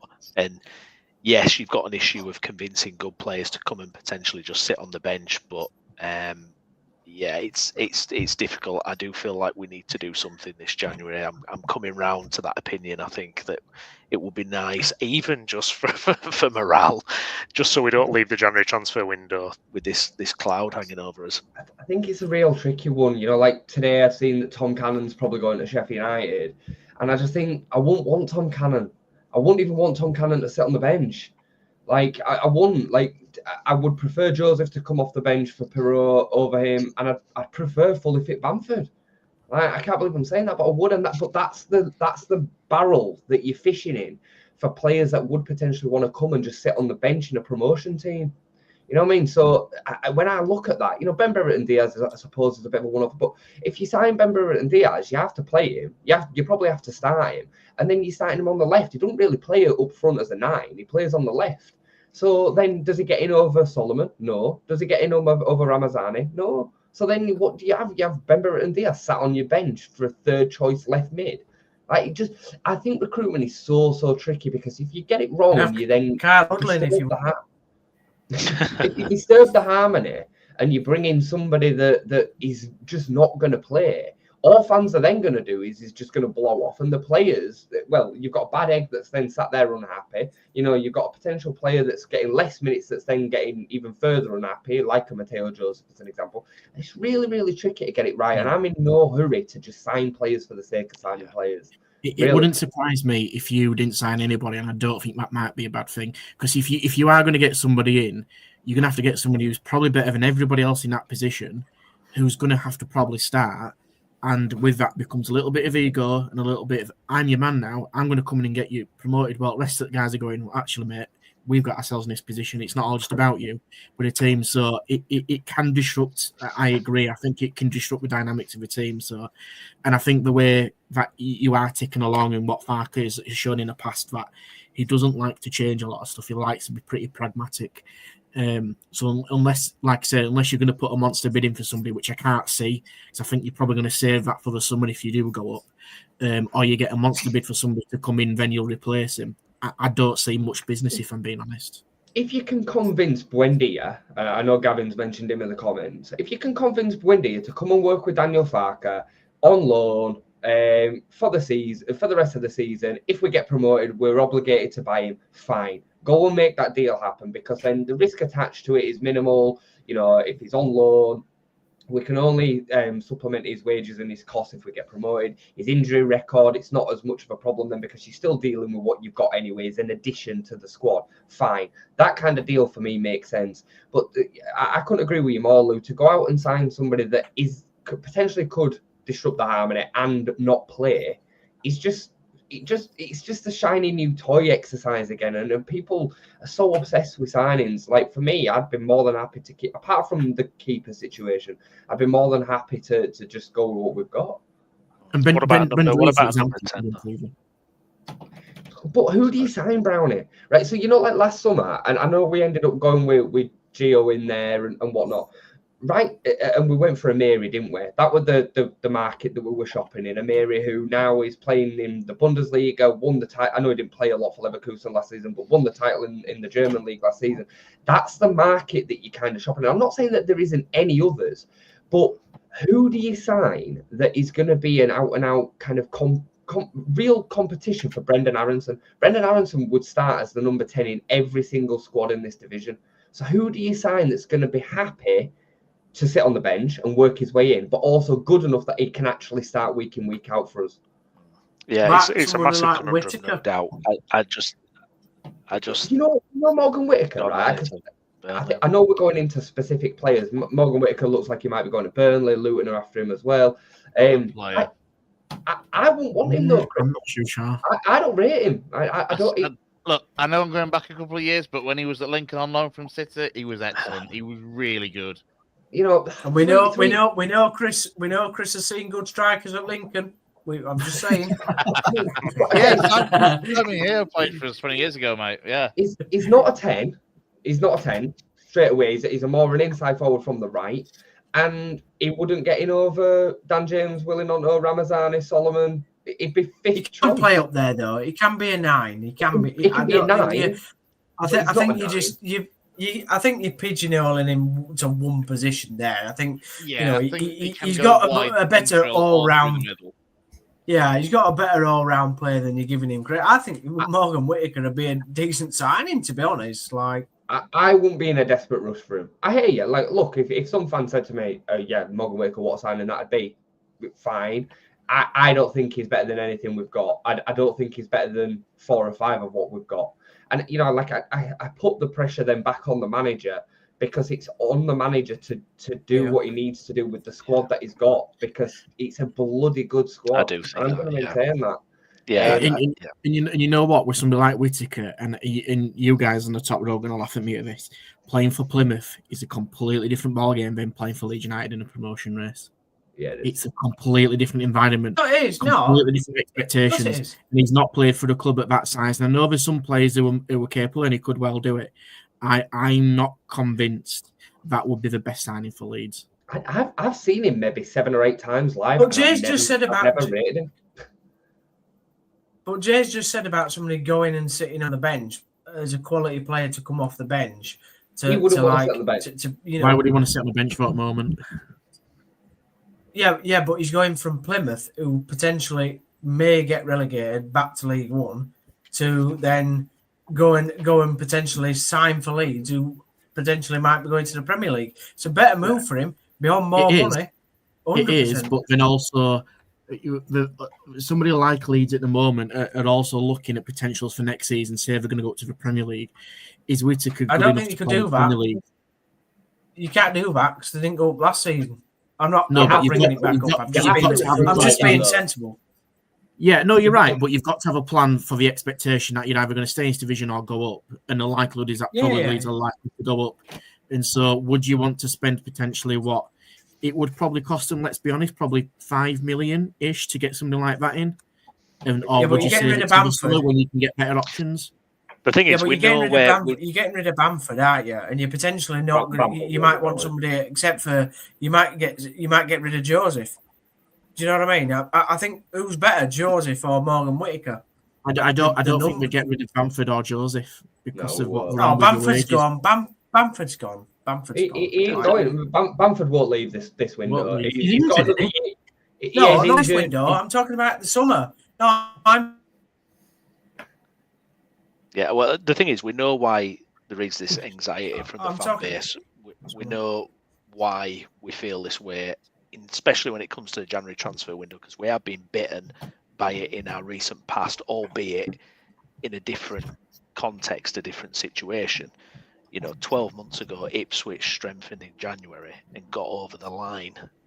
That's in front of our faces. I agree with Jay in the sense that Farker, this is on Farker now. He has to get this. This squad is absolutely good enough as it is. If we leave January, it is still good enough to get promoted. But Sheffield United and Burnley have kept pace with us and are improving. And that's where this anxiety comes from. The fact I get it. If we don't make it, oh no, please don't say the P word. But if we don't go up, it's if we don't do any business, and Aronson gets injured in February or Pirro gets injured, and then you're relying on Joseph to come in and suddenly he's going to be able to handle the pressure, and he might not. And you know what? Maybe you have to bring a player in and maybe it unsettles the squad, but maybe it adds more competition. I don't know. Look, it's really hard. I'm not saying it's easy to just get any player and do this, but I don't want to see us just kind of let this pass us by again, because we've been burned by this in the past. And you can't continuously recruit for injury potential, though, can you? No. The squad is stacked, and I know that we shouldn't, be saying square peg round hole. Solomon could do a job in there, or Ramazani could do a job in there, or so and so can play there. But the fact is, as part of a squad, you have to do that a little bit, especially when you've got the quality that you've got. Do you know what? Sorry to interrupt, but do you know what part of the problem with this as well is Farker is not flexible formation wise, and if he was potentially a little bit more kind of, I don't know, open-minded is probably not the right word, but if he had a few more formations in his back pocket, and if this guy is out, right, okay, it doesn't matter because we can switch to a 3 at the back, or we can do this, we can do that, but it definitely doesn't seem that way. And if a main cog gets broken, it suddenly becomes a little bit trickier. But it's difficult. It is tricky, no doubt. We've just before we do move on, speaking of Plymouth, we've actually been quite strongly linked with Barley Mumba today, which would be a signing that I'd be a lot more kind of up with. You muted, Chris, if you're talking. I was just thinking. Am I right in thinking he's ex-Norwich, isn't he? We've been Yeah. at Norwich under Farker. He's also a left back who can play left wing, but for me he's a direct replacement for Junior Firpo, who, if by the looks of it, Firpo doesn't sign a new contract, it might be a signing that we do now thinking it'd bolster the squad, or it's one that we do now with the aim of maybe selling Firpo, who is injury prone anyway. We sell him in January to get a little bit of funds before his contract runs out at the end of the season. So I think there's a lot more legs to that signing, and it is one that I'd be quite excited about. He's a very good fullback. He's an attacking fullback, and going off the conversation we just had about Morgan Whittaker there, he's somebody that you could go and pick up from a team that are struggling and come and make him part of the squad, where he would be happy to probably sit on the bench for a bit and then work his way into starting. So that makes a lot more sense. What story he's on at Leeds? What story? He's gone from hero to zero to zero to hero and back to zero again in so many guises. It's unreal. It's Firpo. Yeah. I think Junior Firpo shown himself to be a capable footballer as an attacking fullback in the Championship. People weren't saying that in the Premier League, I can assure you. He's the worst fullback I've ever seen at Premier League level. That's what I'm saying. Yeah. But he's not asked to do any defending in the Championship, and he's been asked to do it against players that are just nowhere near as good. But he's a terrible defender. I think. Can I just say before you move on, like, we can't talk about Morgan Whittaker without mentioning that goal at the weekend. What was Brian Mbeumo doing? He just literally stands there. And Wisser. No, was it Wisser? Sorry. It was Wisser, I thought it was Mbeumo. I mean, what a shock that was, given a great goal. But what would that lad doing? Yeah, Bradford didn't care about the cup.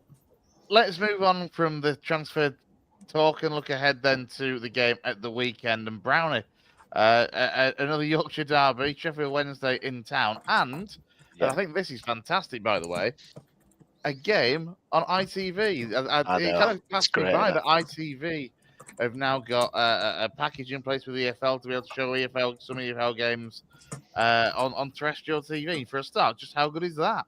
Yeah, it feels like a throwback, doesn't it? I don't know when ITV last broadcast any kind of domestic games that weren't cup competitions, but it feels like a kind of early 90s or something. Like I have like a vague memory of Leeds being on TV, on ITV, kind of in the early 90s with like Lee Chapman and guys like that playing. So it's a nice little throwback Sunday, that one. And it'll be a tough game, really tough game. Sheffield Wednesday coming into form and whatnot. So it'll be tricky. There is one thing I want to raise, because me and Jay touched on it at the weekend, but that's the defensive side of the game. And I know Lou's mentioned this as well, and I think Jay summed this up perfectly, was we have a good defensive record because we do not concede many chances. We dominate possession, but we're not actually that good at defending, and we have so many weak links in that defence. And you look at Burnley and their defensive record, that's a big concern for me. That's a huge concern for me going forward. And I think we've got to show a little bit more on that front. We really do. Jay? Yeah, I mean, I obviously said that at the weekend, and I think, like, for those of you watching Leeds, and the eye test stands up to what I'm saying, in that when we're actually asked to do defending, to actually defend, the act of defending, I don't think we really like doing it. I don't think we're very comfortable doing it. I think we've got some serious weak links within the system. I think Joe Rodon is our best defender. I think Jayden Bogle and Junior Firpo are both attacking fullbacks. I think when Byron plays in the back line, we look far better at it because he's a defensive fullback. I think Pascal's concentration levels are sceptical at best. When he's up against it, I think he's better than when his concentration levels sometimes drop the most in games where he would just expect to be better than the striker, if that makes sense. So like at the weekend, we saw it after a couple of minutes. He was already switching off.